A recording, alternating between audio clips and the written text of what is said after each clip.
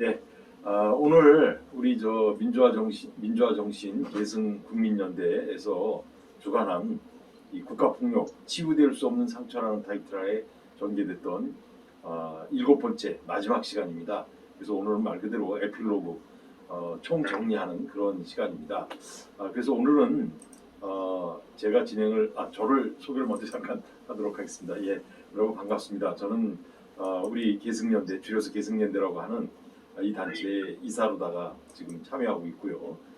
개인적으로는 이제 경희대학교 후마니타스 칼리지에서 봉직하고 있는 임형진 교수입니다. 여러분 반갑습니다. 오늘 그 에필로그라는 타이틀 하에 말 그대로 이제 총정리한 그동안 우리가 오늘 오기까지 6번에 걸친 강의가 있었습니다. 그런데 이제 첫 번째 강의는 여는 강의로서 그냥 강의를 했었고요. 두 번째 강의서부터 2, 3, 4, 5, 6 5번에 걸쳐서 우리 이 현대사에서 발생했던 많은 국가폭력 사례들 중에서 대표적인 사례들, 물론 뭐 국가폭력의 대표적인 사례가 있을 수는 없겠죠. 왜냐하면 피해자분들에게는 개별 사안 자체가 다 엄청난 사건이었고 그분들의 삶에 지대한 영향을 미친 거기 때문에 무엇을 특별히 대표적이라고 얘기할 수는 없을 것 같아요. 그럼에도 불구하고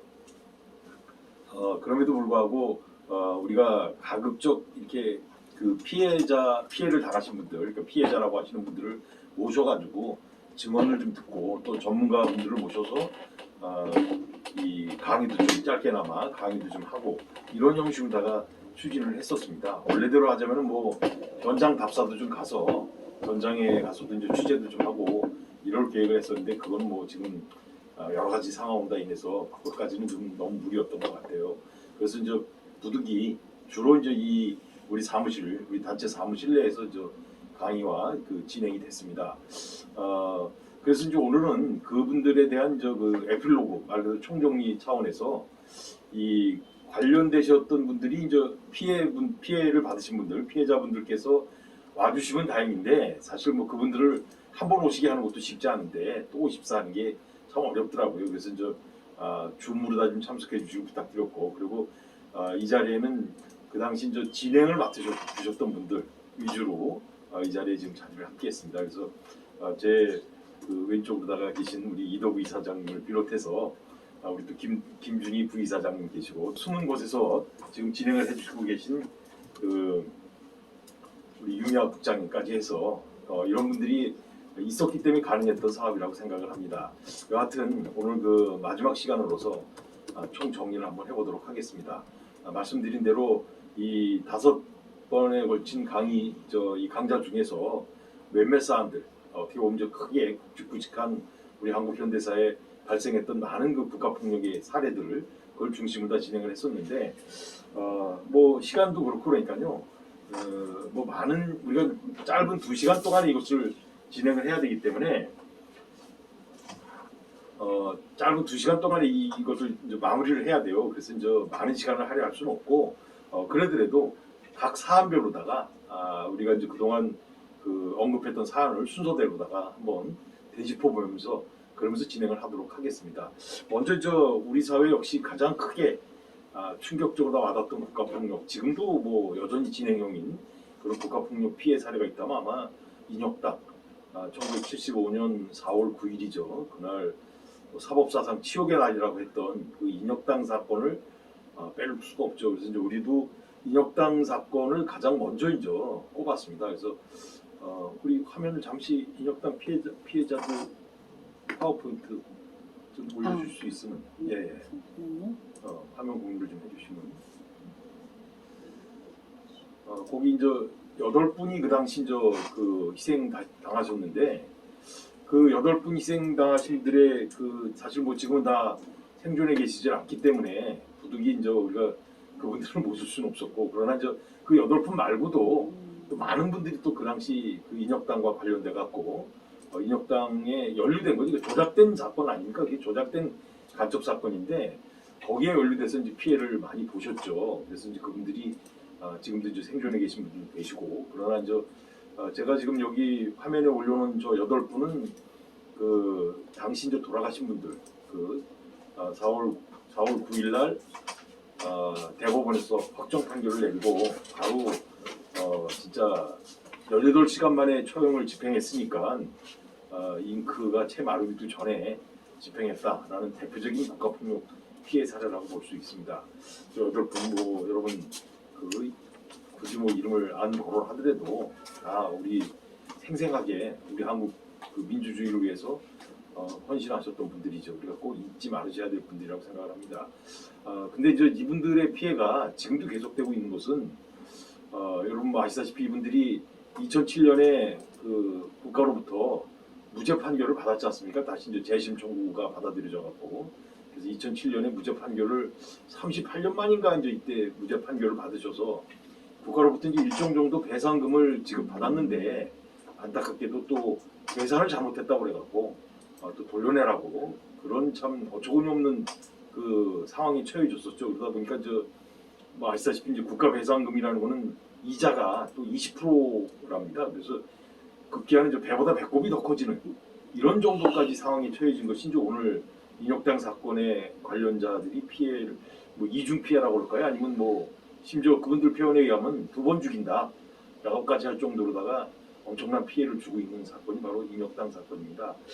요 사건, 요 인혁당을 할 때 몇 분 관련되신 분들이 오셔서 증언도 해주셨고 하셨습니다만 그때 진행을 맡아주신 우리 이도구 이사장님, 우리나라 민주화를 위한 변호사 모임의 대표적인 변호사이시죠. 인권 변호사의 대표적인 분이시고 또 우리 이 계승연대에는 이사장이라는 중책도 맡고 계십니다. 그래서 이도구 이사장님께서 그때 진행하시면서 느꼈던 바 같은 거 이런 걸 한마디 해주시면 어떨까 싶습니다. 지금 말씀하신 부분만 한해서 얘기를 해볼게요. 조작돼서 사형당하고 그래서 오랜 세월이 지나서 국가배상을 받았는데 그것도 충분한 배상이라고 할 수는 전혀 없죠. 그런데 법률적 근거도 없이 일반적으로 불법행위, 가령 예를 들어서 교통사고가 났다라든가 이러면은 손해배상 원금이 있고요. 거기에 대해서 이자를 같이 지급을 합니다.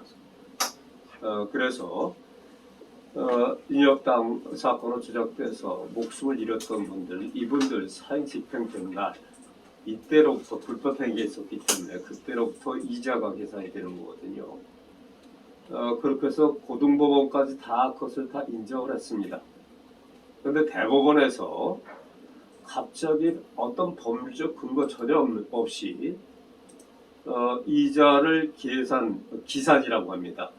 처음 이자를 붙일 수 있는 날 이것을 고등법원에서 사실심이라고 하는데 고등법원 2심에서 변론을 종결한 때 재판을 끝낼 때 그때를 기준으로 해야 된다라고 해서 이자를 대폭 감액을 한 겁니다. 그런데 그 이전에 이미 손해배상 이자까지 계산해서 지급을 했는데 그것을 다시 대법원에서 이자를 엄청나게 많이 깎아서 받아간 이자 부분을 다시 국가로 돌려라 라고 했던 것이죠. 그래서 2번 죽인다는 얘기까지 나온 것이죠. 그런데 이렇게 이 과거사 사건, 특히 이 조작 사건이라든가 이런 사건에서 불법행위가 있은 날로부터가 아니라 나중에 재심을 하고 손해배상 청구 소송이 있었을 때 그때 2심, 사실심 변론 종결한 때로부터 이자를 붙여야 된다. 라는 것은 이 어느 법률에도 근거가 없습니다. 불법행위, 국가가 불법행위를 저질렀고 범죄행위를 저질렀는데 저지른 날로부터 법률적인 원칙이라든가 헌법이라든가 이런 것을 비춰서 그 불법행위, 범죄행위를 저지른 날로부터 이자를 붙여야 되는 것이 맞죠. 그런데 이거를 대법원에서 느닷없이 또 대법원 전원합의체도 아니고 소부에서 4명의 대법관이 이런 판례를 하나 잘못된 판례를 엄청난 잘못된 판례를 만들어 버려서 인혁당 피해자들뿐만이 아니라 그 이외에 재심 사건에서 엄청난 피해를 주고 있습니다. 이중의 국가폭력이라고 할 수가 있죠. 예.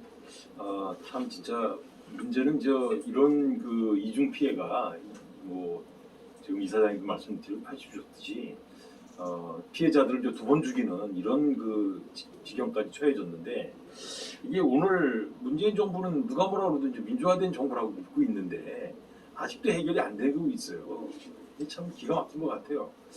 그 국정원에서 고발을 취하해야 되는데 국정원에서 자기네들의 선배들이 했던 그 중앙정보부 시절에 했던 저질러졌던 것인데 그 아직도 고발을 취하를 안 하고 있다고 그러더라고요. 그래서 참 어처구니가 없다 싶은 생각이 드는데 마침 이 자리에 줌으로다가 4구재단 4월 9일날 이분들이 이제 희생당하셨기 때문에 4구재단의 실장으로 계시는 이창훈 선생님께서 줌으로다가 참석을 하셨네요.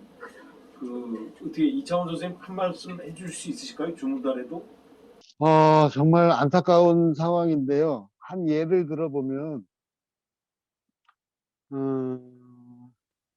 이제 판결이 나고 나서, 이제 대법원 반납하라는 판결이 나고 나서, 그 사이에 이제 배상금을 받았던 그 관련자의 따님께서, 불의의 이제 사고로 해서 돌아가시게 되는데요. 그리고 나서 이제 이명박 박근혜 정부 들어서면서 강제 집행이 이제 시작됩니다. 박근혜 정부 때죠.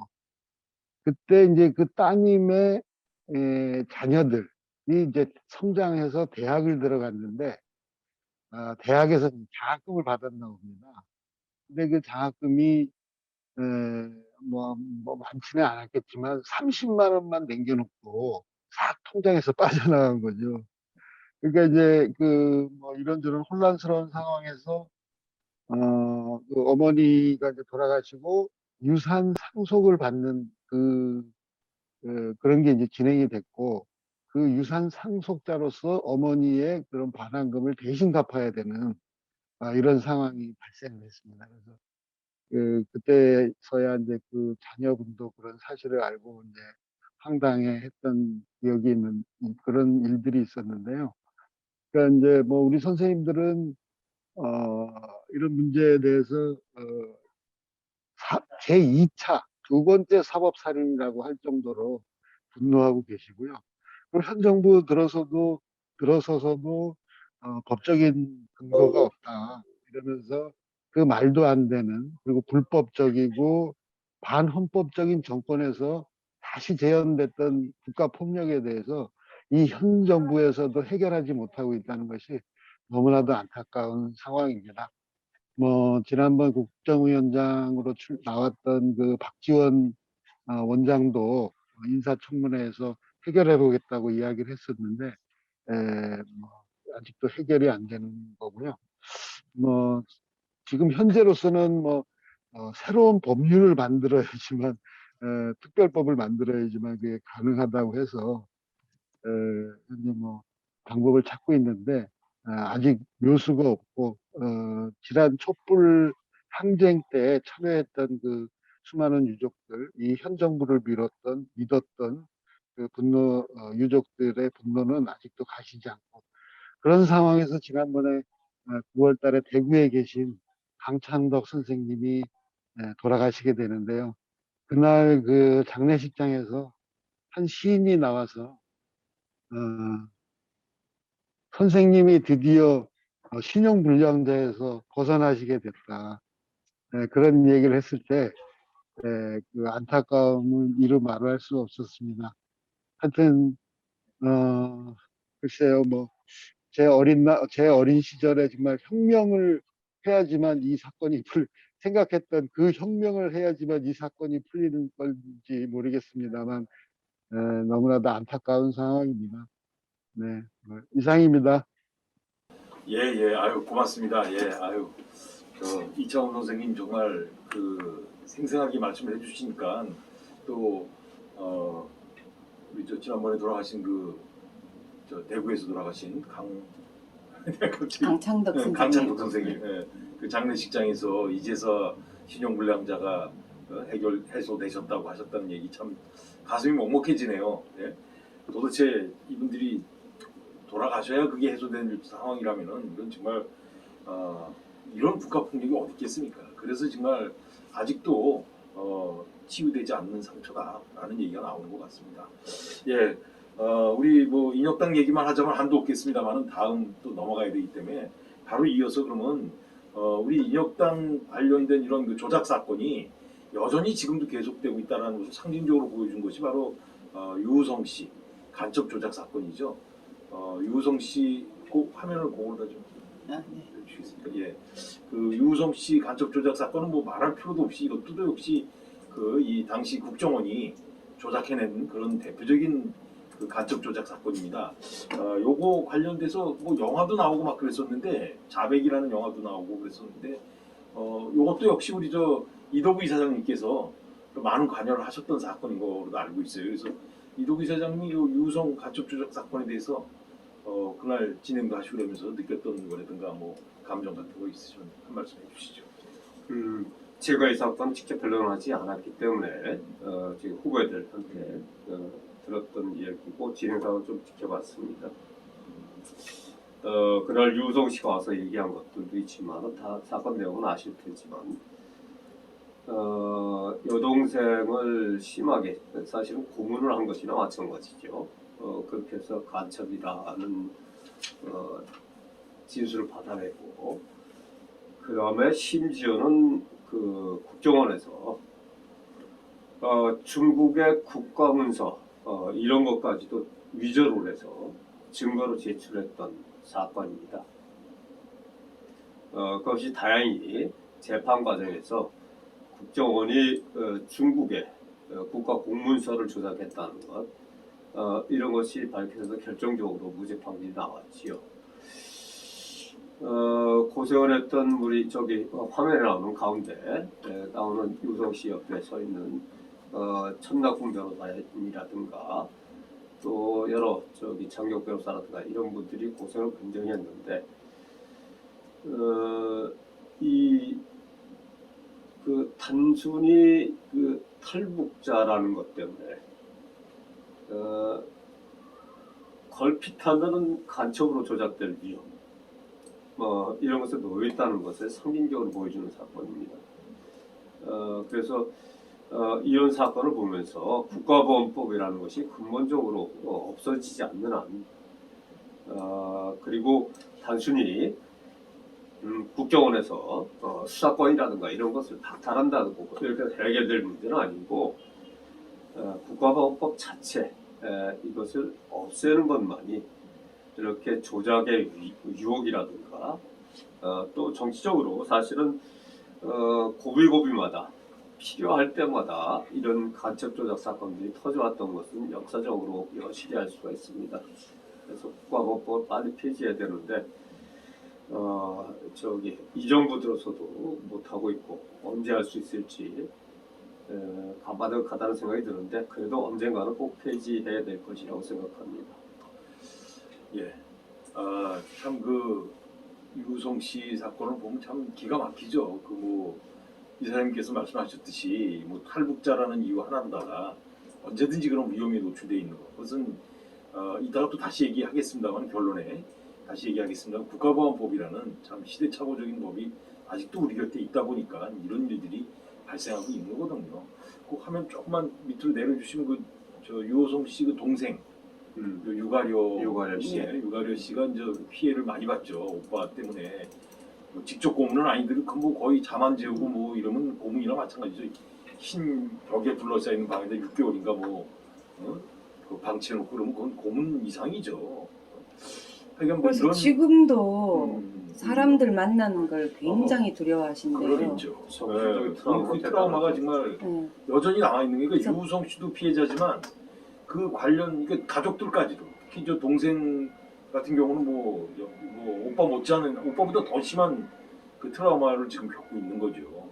그리고 또 영화 요걸 이제 영화로 다 만든 게 이제 자백이라는 영화였는데 잠깐만 밑으로 내려주시면 김승효 씨라고 이분도 좀 그 비슷한 케이스라고 그러니까 이제 이분은 유학생이었죠. 제일교포인데 이제 우리나라에 이제 공부하러 오셨다가 똑같이 그때는 탈북자는 없었으니까 박정희 정권 시절에 탈북자는 없었으니까 이제 일본 유학생들이 이제 이렇게 엮기가 좋았던 거예요.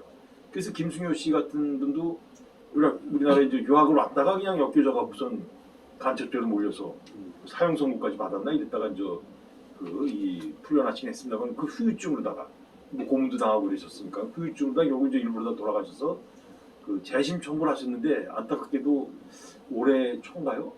작년 말인가 이때 또 돌아가셨다는 소식이 있더라고. 그래서 이분도 참 원을 못 풀고 돌아가신 건데 이런 것들이 다 국가보안법이라는 참 어처구니 없는 시대착오적인 법 때문에 아마 지금 발생하고 있는 거고 또 이런 일은 뭐 국가보안법이라는 것은 누구든지 언제든지 뭐 코에 걸면 코걸이고 귀에 걸면 귀걸이인 법이다 보니까 참 이 법이 없어지기 전에는 우리가 국가폭력이라는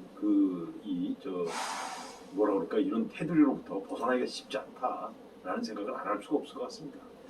예, 유우성 씨가 이제 그날 직접 오셔서 아마 얘기를 해주셨죠. 그래서 여러분 아마 그때 참여하셨던 분들은 아마 생생한 얘기를 들으셨을 거라고 믿습니다.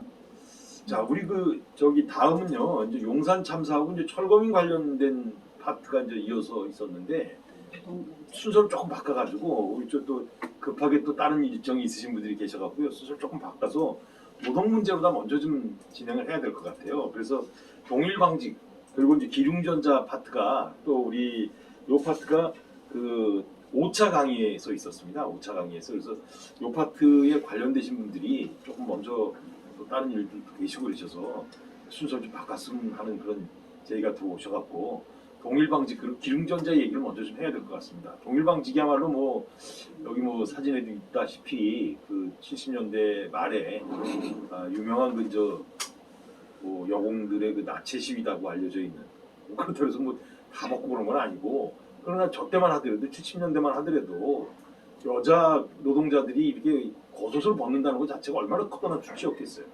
그럴 정도로다가 그 노조를 지키기 위해서 노력했다는 가장 상징적인 사건이 바로 동일방직이죠. 또 얼마나 또 탄압을 했으면 심지어 뭐 그 옆에 있는 사진입니다만은 저 사진이 뭐 참 충격적인 사진이죠. 그 똥물을 끼얹은 사진이에요. 그 여공들에게 대의원대에 못 들어가게 하려고. 이 대의원대에 못 들어가게 하려고 총회 하는 거에 노조 지부장을 선출하는 총회에 못 들어가게 하려고 그런 방해들을 했던 게 이제 70년대 박정희 정권에서 저질렀던 국가폭력입니다. 근데 이 동일방직이라는 이런 상황이 여전히 계속되고 있다는 것이 아마 우리 뭐 셋톱박스라든가 이런 간단한 단말기 또는 저렇게 뭐 조그만 라디오 뭐 이런 거 같은 거 이런 거 만드는 회사인데 굉장히 그래도 알찬 기업으로다가 알려져 있었죠 기능전자가. 근데 2010년인가서부터 이제 노조가 결정되고 또 이제 노조에서 특히 이제 저기 기능전자가 2000년대 초반. 2000년대 초반에 노조는 결정됐고 네, 2010년인가 이때서부터 이제 비정규직 문제가 이제 본격화된 기업이 바로 이제 기능전자입니다. 그래서 기능전자에서는 사실 지금도 끝나지 않은 투쟁을 하고 있는데 마침 이 자리에 우리 기능전자 전 분회장이시네. 네. 김소연 선생님께서 지금 자리를 하셨는데 우리 김소연 선생님 한마디 좀 해주실 수 있으시겠습니까? 그 70년대, 80년대나 지금이나 큰 차이가 없다는 생각이 들고요. 기름수증도 그렇지만 최근에 혹시 보셨는지 모르겠지만 화성 이주 노동자 보호 감호소 같은 데 있잖아요. 거기 새우꺾기를 해가지고 저희가 인권위 진정한 연서명도 참여했는데 지금의 노동의 현실 또 이주 노동자의 현실은 거의 뭐 7, 80년대로 후퇴한 그런 상황인 것 같습니다. 그래서 이걸 다시 되돌리기 위해서 또 열심히 싸워야 되지 않을까 하는 생각을 하고 있습니다. 아이고 참 얼마나 고생하셨어요. 기능전자 노조 투쟁은 특히 또 유명한 게 안 해본 투쟁이 없다. 뭐 진짜 단식수업부터 시작해갖고 뭐 오체 투지까지 그냥 모든 방법은 다 동원해서 투쟁을 했음에도 불구하고 해결이 안 돼. 참 우리 사회 좀 아픈 모습이죠. 뭐 한국 자본주의의 진짜 단면을 보여주는 게 기름전자인 것 같아요. 투쟁을 또 해가지고 저희가 대법원까지 그 부당이익 소송을 졌거든요. 그 법의 문제인데 법을 넘어서 어떻든 정규직으로 고용하는 합의를 했어요. 그런데 회사가 또 이 합의를 어기고 야반 도주까지 하는 이런 상황이 있었죠. 그래서 이 한국 사회가 얼마나 더 야만적인가를 대표적으로 보여주는 어떤 사례가 아니었나 생각이 듭니다. 예. 우리 저 김소연 부회장님 못지않게 또 활동하셨던 분이 마침 또 이 자리에 계시는데 우리 김준희 그 우리 단체로서는 이제 부이사장님이세요. 김준희 부이사장님께서 자리에 함께 계셨는데 김준희 부이사장님도 한마디 해주시죠. 관련된 얘기 노동운동 하시면서 뭐 에피소드라든가 이런 거. 글쎄요, 저희가 이제 저희가 구로동물 파업도 투쟁할 당시가 어쨌든 전두환 군사투쟁 시절이었잖아요. 지금 목숨을 걸고 싸웠고 했는데 저도 이제 뭐 얼마 전, 그러니까 지금 현재도 싸우고 있는 설계사 노동조합인데 그때보다 나아진 거는 공개석상에서 아무 말이나 할 수 있다는 거. 뭐 36년 전 그때는 공개석상에서 노동조합이라든지 뭐 국가에 대한 욕을 할 수 없었어요. 근데 지금은 마음대로 할 수 있는데 상당히 많은 문제가 걸려 있는 것 같아요. 법적인 문제가 많이 꼬여 있어서 그저 싸운다고 되는 문제가 아닌 것 같습니다. 그러니까 산업별 노동조합에 들어갔는데 산업별 노동조합이 법의 테두리 안에서 보호받고 있지 못해서 지금 많은 부분 혼선이 되어 있는데요. 어쨌든 앞에 변호사님도 계시고 이사장님이기도 하지만 법률적인 문제가 내지는 노동자들이 그냥 예전처럼 싸우는 것들이 아니라 법에 많이 지금 아까 김소연 씨도 얘기했지만 법적인 문제를 좀 바로 잡아서 투쟁과 아울러서 어쨌든 지금 21세기의 법률적인 문제까지도 좀 검토하면서 싸워야 되지 않을까 이런 생각을 해봅니다. 저도 이제 그런 피해자의 한 사람이다 라고 좀 마음에 상처를 입고 있긴 하지만 그런 걸 떨쳐버리고 다 함께 정말 객관적으로 현대 상황에 맞는 그런 투쟁들을 만들어 갔으면 좋겠습니다. 예. 아이고 뭐 지당하신 말씀이시죠. 당연히 이제 시대가 변했기 때문에 그 시대에 적합한 그런 노동운동도 계속 돼야 되고 또 뭐랄까요 그 국민적 지지라고 그럴까 뭐 이런 걸 획득하는 가운데서 운동이 시작돼야 돼요. 또 그리고 그게 수반되지 않으면은 이게 오래갈 수가 없죠. 그런 면에서는 참 우리 김준희 부이사장님 말씀이 참 절절히 와닿는 것 같아요. 제가 이렇게 한번 살펴봤더니 그 기륭전자 그 투쟁 10년사를 작성한 그 평가 자료집에 그 표지글에 이런 글이 있다고 그래요. 참 아주 그 감명 깊게 읽었어요. 제가 한번 읽어봐 드릴게요. 노동자 투쟁은 많아지고 가끔은 이긴다. 그러므로 한 전투의 승패가 아니라 그 전투가 사람을 남기고 단결을 남기고 연대를 남겼는가를 살피는 것이 더 중요하다. 이런 점에서 우리의 투쟁은 여전히 진행형이다. 자, 그러면 다시 순서를 앞으로 돌려가지고 두 번째 시간으로 했던 것이 이제 용산 참사. 용산 참사 관련해서는 사실은 오늘 원래 그 용산 참사 그 대책위원회 사무국장을 맡고 계신 이용호 씨께서 참석해 주시기로 하셨는데 갑자기 또 사정이 생기셨나 봐요. 긴급한 회의가 네, 긴급한 회의가 또 생기셔갖고 오늘 부득이 불참을 하셨어요. 그리고 또 요때 진행을 주셨던 그 권영국 변호사가 사실은 이제 용산 참사에 이제 거의 그 주심 변호사라고 그래야 되나 아주 주 변호사였는데 그래서 권영국 변호사가 와서 또 한마디 해주고 그랬으면 딱 좋을 뻔했는데 권영국 변호사도 뭐 워낙 바쁘고 이러다 보니까 쉽지가 않은데 우리 할 수 없이 이사장님께서 후배를 잘못 두신 민변호가 잘못 두신 죄로다가 한 말씀 해주셔야 되겠어요. 네. 끔찍한 일이죠.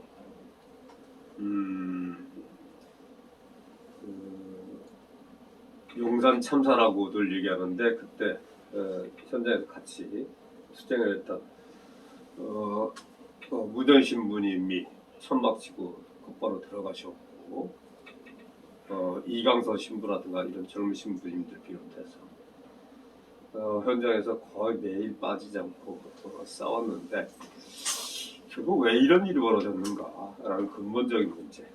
그 다음에 참사라고 이렇게 표현하는데 참사라는 표현을 선뜻 받아들이기 힘들었던 것이 이 미국 독립운동에 도화선이 됐다고 하는 것이 보스턴 티파티, 그 다음 보스턴 매스커, 그래서 보스턴 학살이라고 그러죠. 보스턴에 있던 부두 노동자들하고 점령군이었던, 그러니까 식민지 종주국이었던 영국에 파견되어 있는 군인들하고 충돌이 벌어졌는데, 그때 부두 노동자들이 눈을 뭉쳐서 던지고 이러다가 격화가 되니까 돌멩이도 던지고 이랬던 모양입니다. 그때 영국군이 시위하고 있는 데모하고 있는 부두 노동자들 또 일반 시민들을 향해서 발표를 했는데 그것이 이 미국 독립전쟁의 시발점이 됐습니다.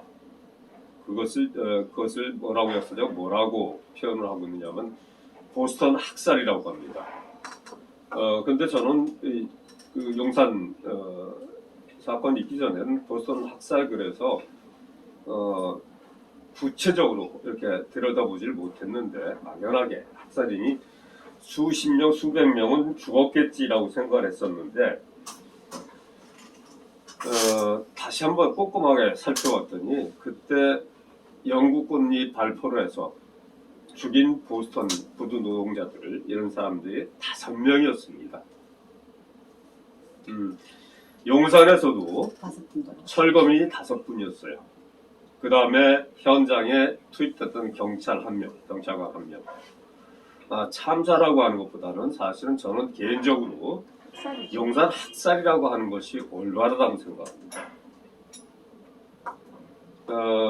해가 지지 않는 나라 영국, 제국주의, 그 거대한 제국하고 그야말로 맞짱 떠서 미국 독립을 목숨 걸고 쟁취했던 그것을 갖다가 도화선이 됐다고 했던 보스턴 학살이라고 그러면은 이 철거민들 또는 빈민들, 이 자본가들 상대로 해서 뭔가 새로운 세상을 바꿔내려고 그러면 용산 참사라는 용어를 쓰면은 저는 적절치 않다고 생각합니다. 이건 학살이라고 표현하는 것이 옳다고 생각을 하고, 그 다음에 용산 학살의 지휘관이었던 이석기 같은 사람이, 김석기죠. 이석기가 아니라 김석기 같은 사람이 무슨 그 공항 경찰 공항공사 사장으로 갔다가 경찰 지휘관이었던 사람이 처벌을 안 받아도 시원찮을 판에 뭐 국제공항 사장으로 영전을 하고, 그러고서 또 심지어는 경주에서 국회의원으로 지금 재선까지 갔죠. 예. 이게 이럴 수가 있는 건지 참 비참하다는 생각이 듭니다.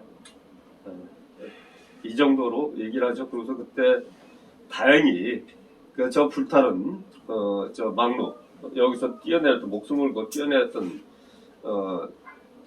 겨우 목숨을 건진 사람들, 이런 사람들 다리가 부러지고 척추가 골절되고 온몸이 다 망가진 사람들을 구속을 해서 법정에 세워서 그걸 갖다가 무슨 공무집행방해니 뭐 이렇게 재판을 하고 감옥살이까지 시키는 나라, 이건 제대로 된 나라라고 할 수 없죠. 뭐 경제적으로 뭐 10위권에 들어갔는데 선진국이다 이러는데, 이거는 인권 문제로 보면 야만국입니다.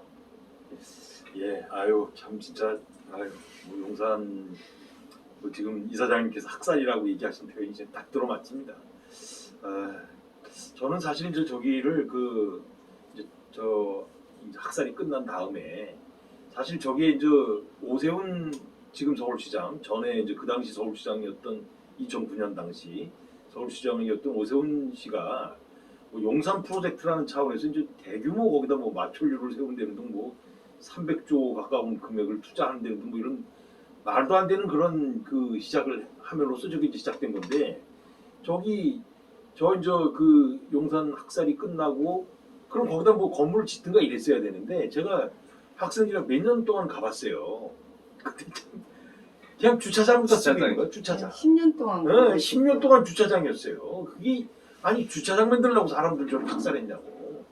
이 참 그건 근데 참 이런 물론 뭐 지금은 저 아파트를 짓긴 좋습니다. 그래서 제가 학생들을 가게 되면은 거기 그 이 꼬시래도 하나 갖고 가서 그 아파트 제일 가운데다 갖다 놓고 오라고 그렇게 얘기를 하는데 근데 지금 제가 옆에 대장동을 이제 대장동 거기 이제 지금 뭐 한창 우리 주변에 화제가 되고 있는 데가 대장동 아닙니까? 그 대장동 저기 사진 하나 갖다 놨는데 뭐 비슷한 것 같아요. 저것도 이명박 정권 때 이명박 정권이 그 공공개발해야 되는 것을 민간 개발에게 넘기라고 그러면서 이제 개발이 시작된 곳이 바로 대장동 아닙니까? 그러다 보니까 이제 그 민간 개발하는 결과가 오늘 그 진짜 온갖 그 정치권 또 뭐 이 사법부의 그 온갖 그 진짜 쓰레기 같은 놈들이 다 달라붙어 갖고 언론사건 뭐 재벌기업사건 다 달라붙어 지금 한국 사회에 진짜 얼만큼 한국 자본주의가 타락했는가를 보여주는 축소판이 돼버렸거든요. 그냥 저 용산이 오늘 뭐 그런 학살뿐만 안 벌어졌다 뿐이지 그 당시에 저 한국 자본주의의 그 아주 그 축소판이라고 할까 이것이 계속되고 있는 것이 아닌가 이런 생각을 안 할래 안 할 수가 없더라고요. 그래서 그 용산을 보면서 물론 저 대장동에서는 뭐 저런 학살극까지 이어지지는 않았습니다만 그러나 그 이면에 벌어지고 있는 그 비리들은 뭐 똑같지 않나라는 생각이 들더라고요. 예, 이 자리에 뭐 이원호 그 사무국장께서 계셨다면은 뭐 관련된 얘기를 한마디 듣고 또 권영국 변호사가 있었다면 더 뭐 깊은 얘기도 듣고 그랬겠습니다만은 우리 이사장님께서 다 말씀해 주신 걸로 떼고 넘어가도록 하겠습니다. 이 파트는. 자, 그리고 세 번째 우리가 했던 그 강의를 했던 곳이 형제복지원하고 성감학원입니다. 이거는 뭐 지금도 여전히 계속되고 있는 사안이라고 볼 수 있죠. 이 정말 과연 국가가 있는 것이냐, 국가가 있다면 뭘 해야 되는가, 이걸 상징적으로 다 보여준 사건이 바로 형제복지원이고 성감학원인 것 같아요. 성감학원은 뭐 역사가 훨씬 더 길더라고요. 일제 강점기 시절서부터 있었더라고요. 1942년이니까. 그때서부터 이제 불량아들을 모아서 이제 거기서 국가가 관리한다라는 차원에서 이제 경기도 안산에 있는 선감도라는 섬에다가 이제 학원이라는 이름하에 지어놓고 그리고 이제 불황아들이라고 이제 근데 불황아가 아니죠. 뭐 다 납치해온 다시피 한 것이죠. 그래서 이제 거기서 이제 이렇게 집단 그 강제 노동을 시키면서 아이들을 뭐 학대하고 심지어 뭐 죽은 아이들까지도 엄청 나올 정도고 그게 바로 이제 성감학원인데 안타까운 것은 뭐 지금도 그 통계도 없다는 것이죠. 근데 이제 이 성감학원이 끝이 아니라 박정희 정권 내에 벌어졌던 많은 그런 이 인권 탄압 지역 그 사각지대 중에서 가장 유명한 사건이 바로 이제 형제복지원 건 아닙니까? 부산에서 저 형제복지원이 뭐 가장 큰 우리나라에서 가장 큰 그 불황아 그 위탁 관리 시설이라고 할까요? 이런 시설보다 유명한 곳이 바로 형제복지원인데 형제복지원이 1976년서부터 75년인가 이때서부터 그 87년까지 12년 동안 유지가 됐었더라고요. 근데 그때 이 사망한 그 기록상으로다가입니다. 사망한 숫자가 513명이에요. 그러니까 뭐 기록이 남지 않은 사람까지 따지면은 정말 엄청난 사람이 죽은 거예요. 근데 아니 어떻게 하면 이렇게 500명 이상의 사람이 죽을 수 있겠어요? 아니 불황아를 데려다가 잘 선도하고 잘 이렇게 이 보호하고 해서 건전한 시민으로다 양성해서 바깥의 사회로다 다시 나갈 수 있게 해줘야 되는 것이 그 시설의 원래 목적인데 오히려 거기 들어온 사람들을 저렇게 학대하고 오히려 강제 노동시키고 뭐 밥은 조금 주고 두들겨 패고 뭐 이러다가 사람들이 죽어서 나가 자빠졌다는데 이걸 아직도 제대로 조사를 못하고 있다는 것이 지금 참 기가 막힌 것 같아요. 우리 저기 한종선 씨라고 살아남은 아이라는 저 글을 썼죠. 한종선 씨가 저분이 형제복지원에서 이제 거기서 경험을 했던 분이에요. 그래서 저분이 이제 그 장신의 그 체험을 살아남은 아이라는 글로다 써서 저기 이제 그림도 그리고 해가 무슨 우리도 그날 이제 저분이 오셔서 증언하셨던 거 아마 여러분 들으셨을 거예요. 생생하게 증언을 하셨죠. 그리고 저분이 나름대로 정말 뭐라 그럴까요?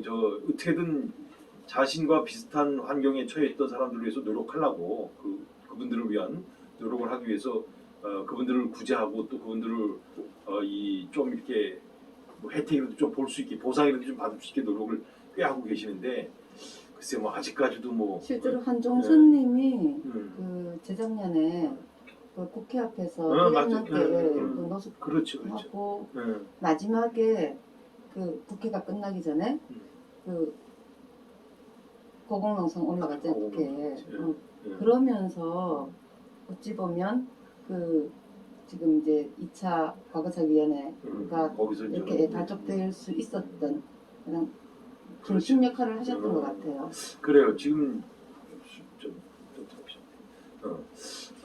우리 저 이다나 이사께서 이제 한 말씀 하셨는데 한종선 씨가 정말 지금도 많은 노력을 해갖고 우리 저 나중에 또 다시 결론을 얘기하겠습니다만 과거사위원회 이제 2기가 지금 이제 성립이 돼서 일을 하고 있습니다. 근데 그때 과거사위원회 2기가 출범할 수 있게 되는 결정적 역할을 하신 분이 또 한종선 씨이기도 하죠. 요때 우리 저 요거를 관련돼서 조영선 변호사가 사실 이제 거의 주심 변호사 역할을 해서 조영선 변호사가 이제 그날 오셔서 강의도 하시고 또 진행도 해주시고 그러셨는데 오늘 역시 또 조영선 변호사도 못 왔어요. 근데 마침 이 자리에 그 우리 이도구 이사장님께서 또 요 사건은 또 관련돼서 활동을 하셨지 않습니까? 그래서 조영선 변호사는 없지만 또 그 못지않게 또 활동하셨던 분이 우리 또 이도구 이사장님이시니까 이사장님께서 또 성감하고 네. 기왕 말씀하실 때 형제복지원까지 같이 포함해서 한 말씀 또 좀 해주시길 부탁드립니다. 성감하고는 사실 잘 몰랐습니다. 주목을 못 받았었죠. 형제복지원에게서는. 그런데 그렇게 그 오랜 세월 그 섬에서 고립돼서 어디 노예로 살았다는 이야기 듣고는 충격을 받았습니다. 사실. 그래서 이 성감학원 같은 경우는 이런 것이 있죠. 그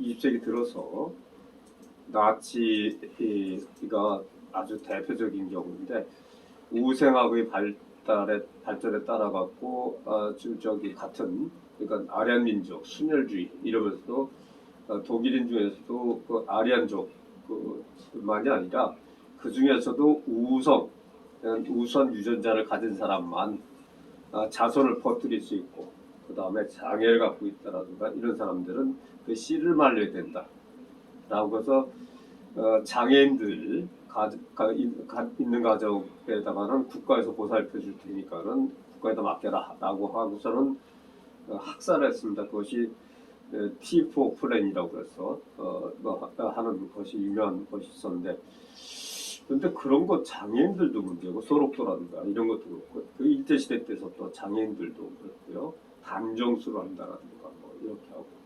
성감학원처럼 그날 성감학원 증언을 해주신 분은 서울에 어렸을 때 한 10살 남짓 됐을 때 서울에 그 이모집인가 어디에 그 충무로숙인가 거기 왔다가 그냥 끌려갔다는 거예요. 그냥 아무 이유도 없이. 참 이게 도저히 상상할 수 없는 일인데 거기서 완전히 노예 생활했다는 것이죠. 그리고 또 형제복지원은 사실은 조영선 변호사가 열심히 활동을 하셨는데 또 조영선 변호사는 또 서울지방변호사, 대한변호사협회 인권위원으로 하면서 이 소록도라든가 한센병 이 활동을 열심히 했습니다. 그러면서 이제 형제복지원 사건을 했는데 그 활동 중에 하나로 건대법학전문대학원 거기서 그 사법연수원 당시 연수생들하고 인권법학회 연수생들하고 해서 모의 재판을 했습니다. 그 7년 전 9월 29일 오늘 9월 30일이죠. 7년 전 어제 했는데 그때 제가 그 모의 재판 재판장을 했었고요.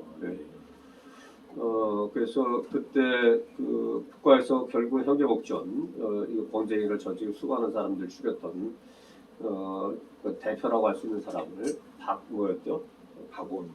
박인근인가 하여튼 하는 사람 그 아주 가벼운 형량으로 면죄부를 줬는데 그때 대심원들이 재판을 해서 아주 중형 20년형인가 이렇게 선고를 했던 기억이 납니다.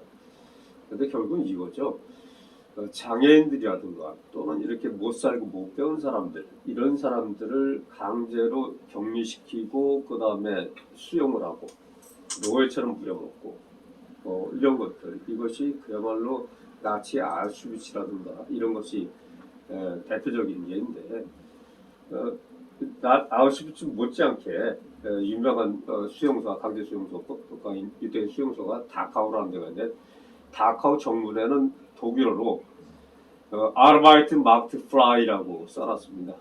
그건 뭐냐면 노동이 너희를 자유롭게 한다. 이거는 완전히 노예를 뼈를 말라먹고 피를 흡혈귀처럼 빼먹으면서 이렇게 한다는 것이거든요. 그래서 한국판 형제복지원 같은 경우는 한국판 아우슈비츠라는 얘기 들었고요. 근데 이 형제복지원보다 조금 덜했지만은 양진마을 사건도 있었고 그렇지만은 성감학원 얘기를 듣고는 그야말로 큰 충격을 받았던 기억이 나요. 예, 아이고 참 뭐 형제복지원 저는 참 잊혀지지 않는 게 가끔 이제 뭐 일이 있어서 이제 부산을 제가 갈 일이 가끔 있어요. 근데 부산역에 내리면은 항상 그 앞에 형제복지원 그 피해자들이 이렇게 팻말을 들고 뭐 1인 시위도 하고 뭐 심지어 몇 사람 노숙도 하면서 시위하고 그러는 모습을 지금도 볼 수 있어요. 그래서 이게 서울하고 또 달리 부산에서는 이게 보통 큰 사건이 아니었구나 뭐 이런 생각을 안 할 수가 없더라고요. 근데 또 문제는요, 형제복지원에 이제 지금 이사장님 말씀하셨습니다만 박인근이라는 지금 이제 그 사람 돌아가셨죠, 죽었죠. 근데 그 사람의 그 자식들이 뭐 어마어마한 재산을 가지고선 지금 있더라고요. 뭐 심지어 뭐 딸인가, 뭐 딸하고 사위는 뭐 호주에 무슨 골프장까지 가지고 있고 뭐 이러는 게 옛날 그것이 알고 싶다라는 프로그램에서 한번 봤던 것 같아요. 그래서 분노하게 하더라고요. 이 사람을 500명 이상 죽여놓고 뭐 하는 짓들이야. 그리고 그 사람들에게는 전혀 아무런 배상이라든가 이런 것도 하나도 없고 이거보다 더한 국가폭력이 어딨나 싶어요. 이런 걸 신경 쓰고 이런 걸 치유해 주는데 노력을 해야지 그게 진짜 국가가 있다고 우리가 믿는 것이고 또 우리가 대한민국 국민으로서 자부심 느낄 수 있게 해주는 게 아니겠어요. 국가가 그런 걸 아직도 그냥 방기하고 있다는 걸 생각하면 좀 안타까운 마음 금할 수가 없어요. 뭐 하물며 성강학원 지금 이 사람이 말씀 맞다나 크게 알려지지는 않았습니다만은 여기도 또 엄청난 피해자가 있더라고요. 뭐 통계를 봤더니 안매장돼서 발굴된 시신만 159가 나왔다 그래요. 이거 그 사람들 명단도 없는 거야, 그러니까 누가 죽었는지도 모르고 누가 거기 끌려갔는지도 모르고 그런 인권의 사각지대가 우리 현대사에 있었다는 게 또 그걸 국가가 또 앞장서서 그런 짓을 저질렀다는 게 기가 막히죠. 그리고 또 그 피해자들이 지금도 살아서 증언을 하고 있다는 걸 생각하면은 어떻게든 그 피해자들을 어루만져주고 그 피해자들을 그 상처를 보듬어 주는 것이 국가가 해야 될 일이 아닌가. 또 국가가 못하면 우리라도 나서서 조금이라도 좀 그 사람들에게 진짜 같이 한 시대를 같이 살고 있는 같은 국민이다라는 걸 느낄 수 있게 해줘야 되지 않을까라는 생각을 해봅니다. 가만히 있어. 이 자리에 지금 우리 차준원 집행위원장님께서 지금 들어와 계시는데 차 집장님 마이크 좀 키시고 차 집장님 그래도 또 쭉 이거 사업을 또 쭉 진행하시고 그러셨는데 총괄 책임자이시면서 차 집장님께서 한 말씀 해주시죠. 예. 방금 지금 현재 주제 성감학원하고 형제복지원 관련해서 저도 조금 느낀 게 있는데 그날 우리 한종선 선생께서 직접 우리 단체 사무실에 오셔서 생생한 증언을 해주셨잖아요. 형제복지원과 관련해서 기억이 남는 게 그렇습니다. 한종선 우리 선생은 누님하고 아버님하고 같이 이제 끌려가게 된 상황인데 거기에 이제 소위 같이 피해자인데 거기에서 이제 나이 든 형 뭐 이런 사람들을 조장 반장 시켜놓고 각각의 방에 다 감금해 놓고 물론 이제 한종선 씨 누님도 그 여자들이 거주하는 그 방에다 이제 가둬놓은 거죠. 아버님은 또 이제 정신 상태가 좋지 않다고 그래서 그런 시설에 또 형제복지원 내에 있는 그런 데다 또 따로 가두고 그런데 이제 한종선 씨 그때 증언할 때 제가 가슴이 아팠던 게 같은 피해자이면서도 상급자라고 할 수 없죠. 나이 든 그 형들이 밤마다 몽둥이 찜질을 해서 소위 이제 소위 생똥을 쌌다는 거 아니에요. 그 똥을 이제 쌌는데 그걸 또 주워 먹어라. 그래서 그걸 먹을 수밖에 없고, 그리고 누님이 이제 조금 정신적으로 좀 문제가 있어서 동생을 만나기 위해서 동생을 자꾸 찾아오는데 그걸 못 오게 하려고 그 조장 반장이라고 하는 사람들이 누나를 자기들이 보는 데 앞에 세워놓고 때리게 하거나 욕하게 시키고, 이런 것들을 이제 정말 증언을 생생하게 해주셔서 저도 그날 좀 속으로 많이 정말 힘들고 울었던 기억이 있습니다. 어떻든 지금 다 말씀하셨듯이 513명이라고 하는 사람을 죽였어요. 그거 뭐 흔적도 없이 또는 뭐 대조도 안 되는 그런 사람들이 그 형제복지관에서 죽어갔습니다. 제2기 진화위가 그 사실관계를 이제 조사하게 될 텐데 많은 자료의 한계와 이런 거에 봉착하게 될 겁니다.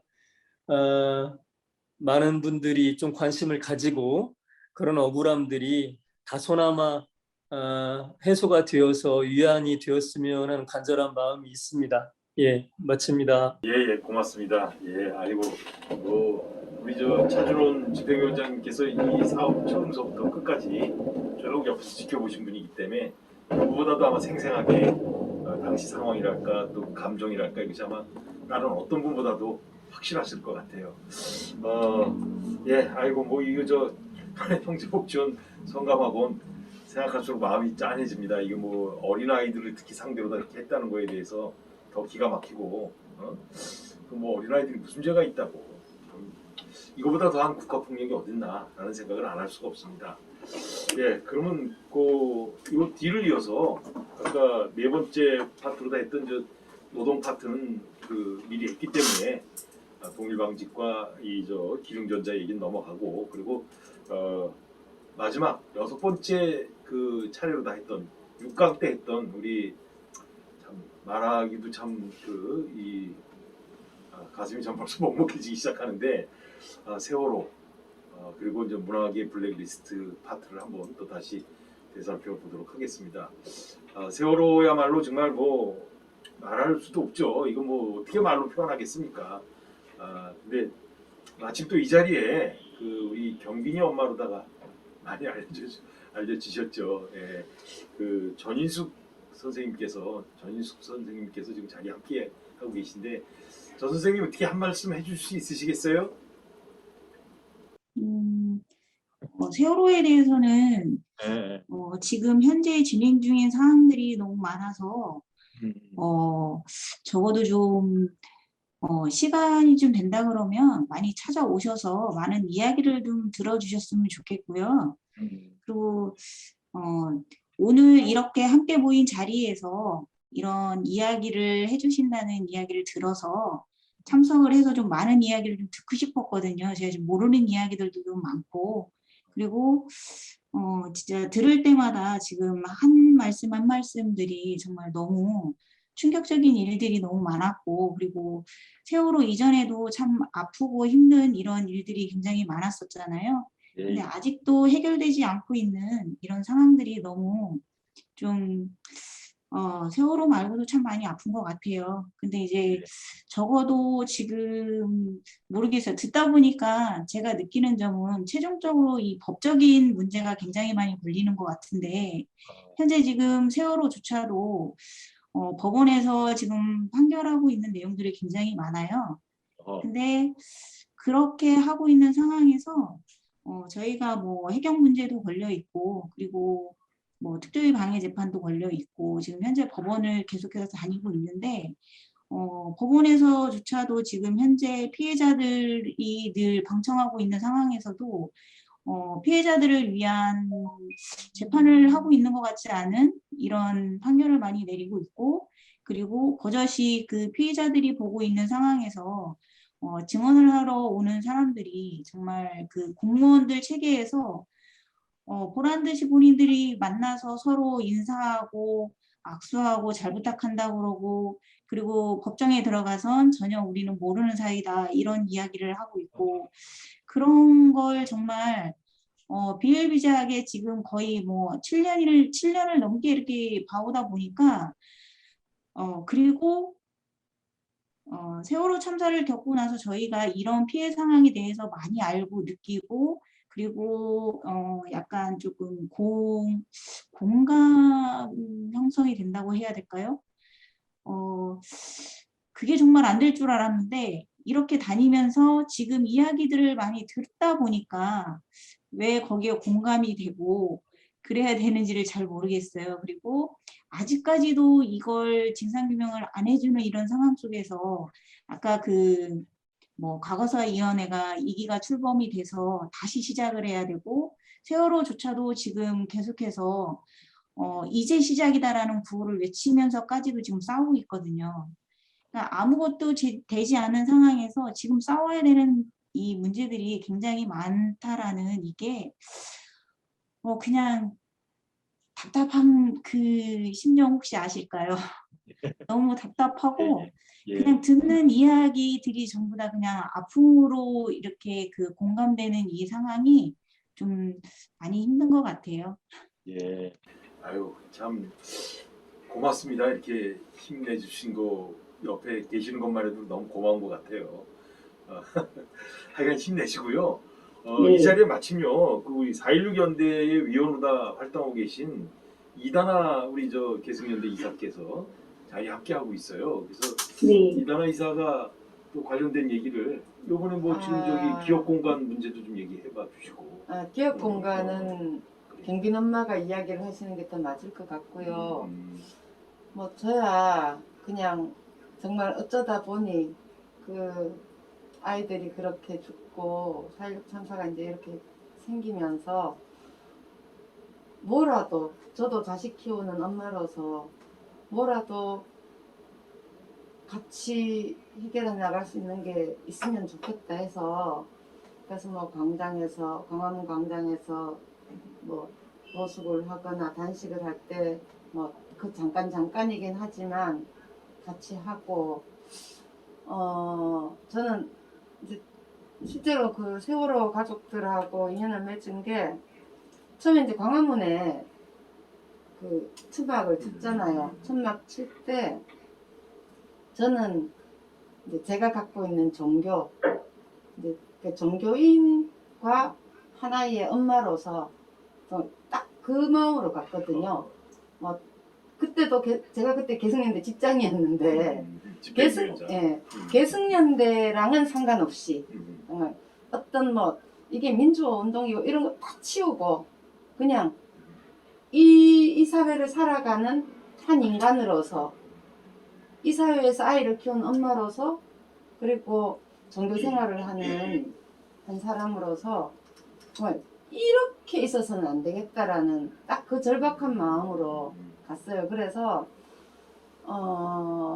저희들이 4년을 그 광장에서 처음에 1년은 매일 저녁에 이제 마음 맞는 사람들 모여서 같이 기도회를 하고 그 다음에 이제 만 3년 이상을 그래서 총 기간은 4년 반을 그 광장에서 매주 목요일 오늘 목요일이잖아요. 매주 목요일 저녁에 기도회를 했어요. 할 수 있는 게 사실 우리가 별로 없더라고요.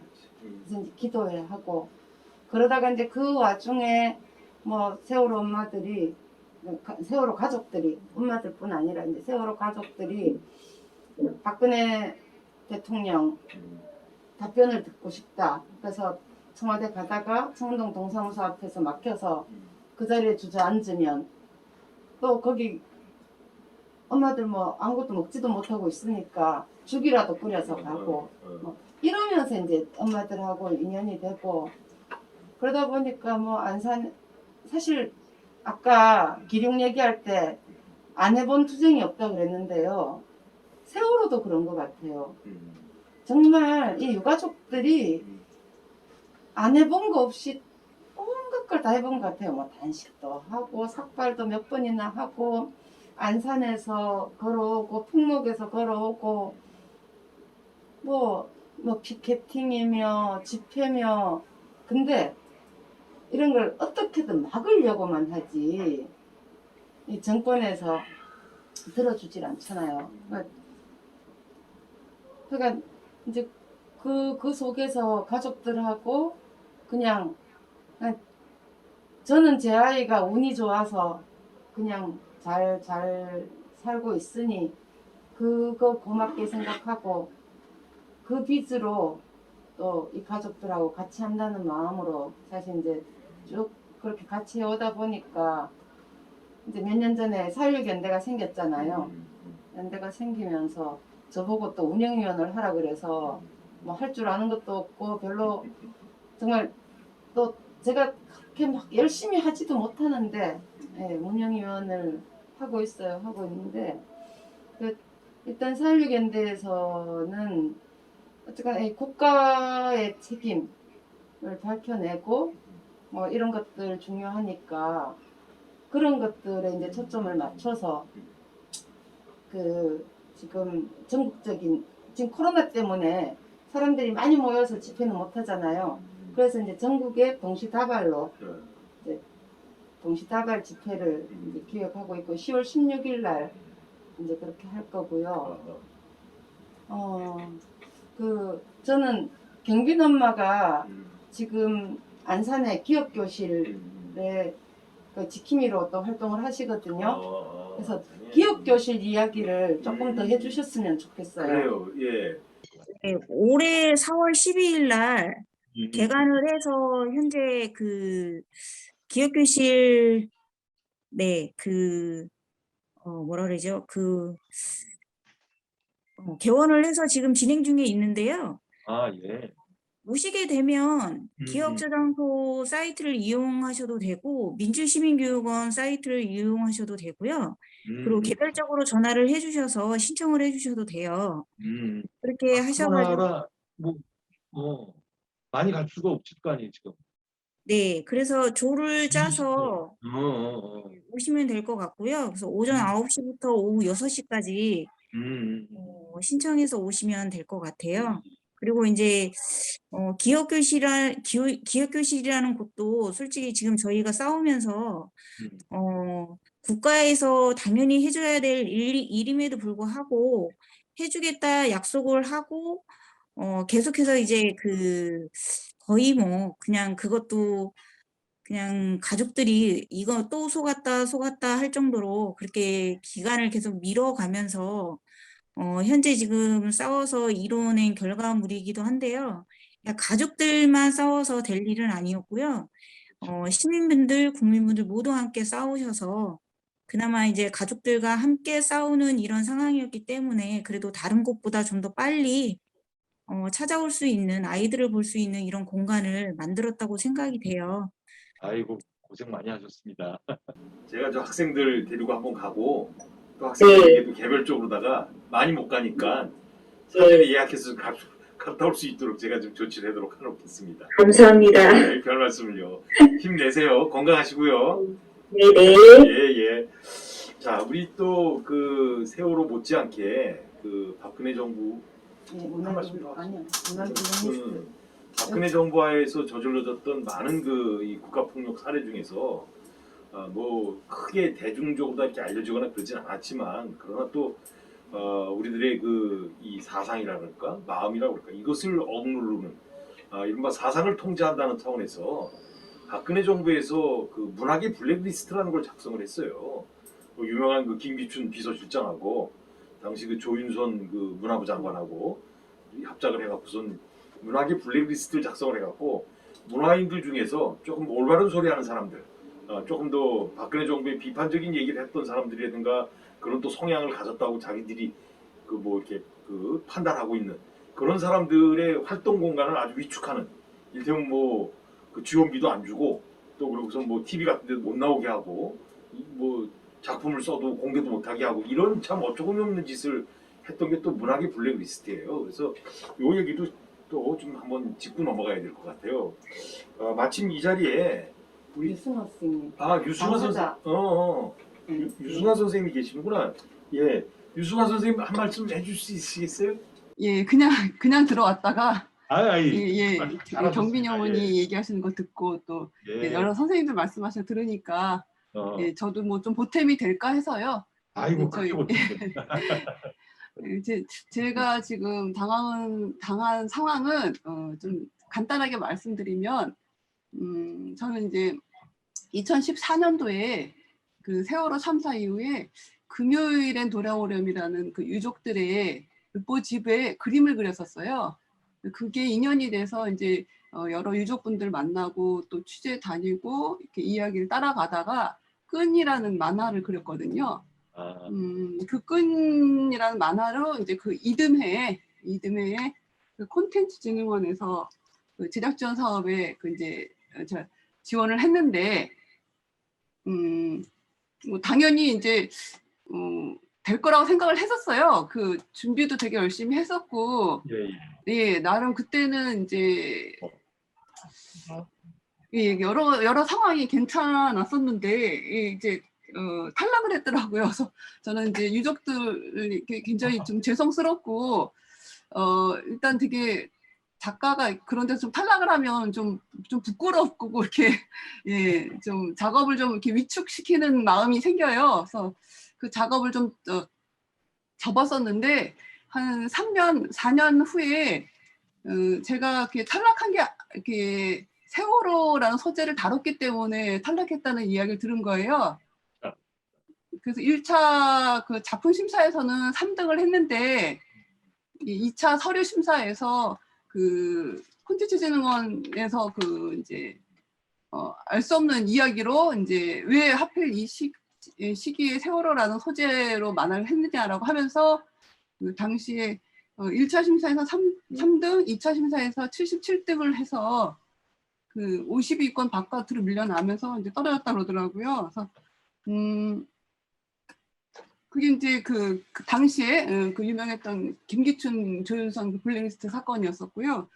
저 외에도 뭐 출판계, 뭐 연극계 굉장히 꼼꼼하게 아주 여러 군데에서 그 세월호를 소재로 했다는 이유로 많은 이제 출판 예술가들이 이런 제작 지원 사업에서 이제 배제된 거죠.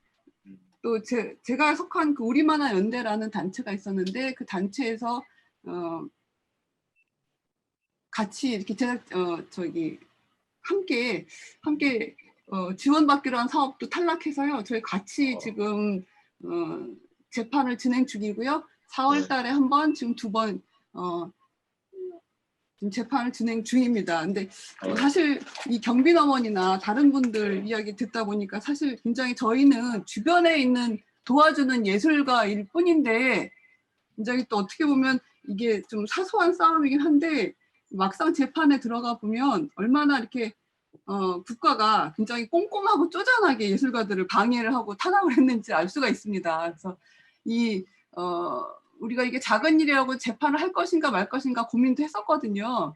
제가 또 이렇게 예술가들이 하루 벌어 하루 살고 이렇게 하다 보니까 재판이라는 게 되게 부담스럽기도 해요. 하지만 이런 일들 이렇게 꼼꼼한 것들을 이렇게 탄압을 했었다는 것을 또 우리 증거를 모아놓지 않으면 저희도 굉장히 어떤 기분이었었냐면 유족분들한테 되게 죄송스럽고 죄책감을 저희가 제일 많이 갖고 있는 거예요. 그 제작 지원 사업을 안 했었으면 너가 작업을 안 했었을 것이냐. 그러니까 저 스스로한테도 굉장히 그 다음에도 되묻게 되고 왠지 이렇게 유족들 앞에 당당하게 그 전에 이렇게 취재하던 분들하고 잘 만나지 않게 되는 스스로가 숨게 되는, 그러니까 국가가 그렇기 때문에 또 이렇게 꼼꼼하게 배제를 시키는구나라는 마음도 들었었고요.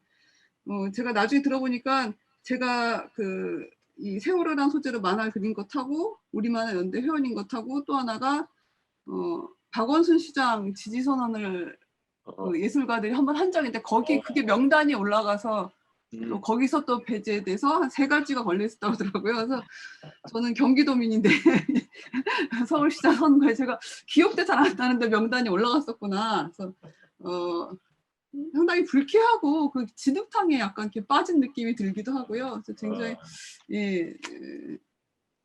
과거에 사로잡혀 있다는 그 느낌이 저도 이렇게 빨리 좀 정리가 되고 또 새로운 일들 좀 시작했으면 좋겠는데 아하. 아직도 세월호냐라는 이름 재판을 하고 있다면 이제 주변에서 그런 얘기를 해요. 아직도 그 얘기를 저도 같이 이제 유족분들과 같이 듣는데 저도 이런 심정인데 참 유가족들은 어떠실까라는 생각이 참 많이 들어요. 그래서 작은 힘이지만 좀 끝까지 저희가 저희도 끝까지 싸워보고 이번 또 저기 세종문화회관 얼마 전에 소식을 들었는데 예. 예, 이제 하나 둘씩 또 이제 하나도 이제 처벌되지 않고 다시금 이제 수면 위로 또 올라와서 또 다른 일들이 벌어지겠구나라는 생각이 들더라고요. 그래서 그렇습니다. 그리고 지금 뭐 말씀하셨습니다만은 이 세월호 관련된 뭐 작품을 한다든가 이랬다고 그래 무슨 제재 받으신 분들이 아마 우리 유 작가님 말고도 여러분이 계실 거예요.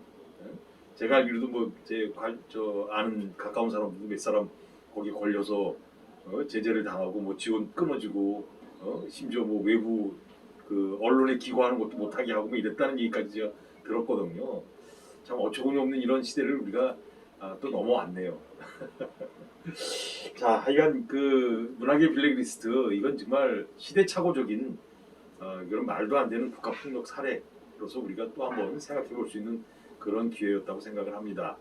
예, 이렇게 해서 우리 6번에 걸친 그 소주제별로다가 인혁당서부터 지금 문학의 블랙리스트까지 쭉 한번 다뤄봤습니다. 물론 뭐 시간 관계상 깊이 있게 다루고 그러진 못했습니다만은 그럼에도 불구하고 6번에 걸친 그 주제에 대한 얘기는 한번 해봤습니다. 요 다음에 나오는 저 사진은 이건 제가 그런 그 국가 폭력을 그나마 이제 좀 이렇게 뭐라 그럴까요, 좀 위로한다고 그럴까라는 차원에서 국가가 만들어 놓은 시설 중에서 비교적 좀 잘해놨다고 하는 그 제주도 4.3 평화공원입니다. 평화공원 뭐 물론 여기 말고도 뭐 우리 주변에 가까이 뭐 수유리에 있는 4.19 묘지도 있고 또 광주 5.18 국립묘지도 있고 여러 군데 있습니다만은 국가 폭력의 직접적인 이 현장 그리고 그것을 뒤늦게나마 국가가 반성하는 차원에서 이렇게 좋은 시설을 또 만들어서 사람들로 하여금 일반인들로 하여금 손쉽게 방문을 해서 옛날 기억을 좀 되살리게 하는 그런 대표적인 시설이 아닌가 싶습니다. 그게 제주도 4.3 평화공원입니다. 그리고 다음 밑에 그 밑에는 그 북촌 제주도 북촌이 갔더니 거기 이제 그 현경 선생이 현경이라는 이제 소설가인데 이분이 그 70년대 말에 순이 삼춘이라는 소설을 써가지고 제주도 4.3을 최초로 다 공개하신 분이에요. 근데 이거 쓰는 바람에 이제 엄청난 탄압을 당하셨죠. 이분이 중앙정보에 끌려가서 뭐 고문도 당하시고. 그 작가가 참 이렇게 자기 얘기를 제대로 못하던 시대가 바로 우리 현대사였습니다. 북촌 마을이 바로 이제 그 현경 선생 고향이기도 하고 또 이 순이 삼춘의 배경이더라고요. 그래서 여기 가봤더니 저렇게 원고지를 아마 현경 선생이 쓰신 원고지 같아. 저걸 저렇게 쓰러뜨려 놓은 그런 것을 이렇게 형상화 해놨더라고요. 그래서 참 이것도 그 가까이에 우리가 또 다시 제주도 4.3 같은 이런 국가폭력이 발생해서는 안 되겠구나라는 것을 좀 더듬게 하는 그런 현장인 것 같아요. 그럼 그 밑에 요 사진은요. 요건 독일 베를린입니다. 이게 베를린에 있는 건데 바로 그 브란덴부르크 문이라고 베를린의 상징적인 문이 있지 않습니까? 그 동소독 그 장벽 허물어질 때 동소독 사람들이 이제 올라와서 같이 벽 허물고 이랬던 브란덴부르크 문 옆에 있는 거예요. 그러니까 브란덴부르크 문이 독일 베를린의 아주 가장 중심가 중에 한 군데거든요. 근데 그 옆에 갔더니 물론 약간 좀 떨어지긴 했습니다. 한 300m 정도 걸어서 왔더니 어마어마하게 넓은 광장에 저런 조형물이 있는 거예요. 근데 이게 언뜻 보기에는 시꺼먼 그냥 관 같아, 관인데 저게 봤더니요 높이가 하고 크기가 다 다른 거예요. 뭐 헤아릴 수 없을 정도로 많이 있어요. 그 도심 한가운데 저렇게 넓은 광장에다가 저 시꺼먼 관 같은 것을 조형물로 다 설치를 해놓은 거예요. 근데 이게 홀로코스트 메모리용이라고 그래갖고 그러니까 자기네들이 유태인들 2차 대전 당시 히틀러 정권 하에서 유태인들을 학살한 거. 그러니까 말하자면 그 가장 전형적인 국가폭력이죠.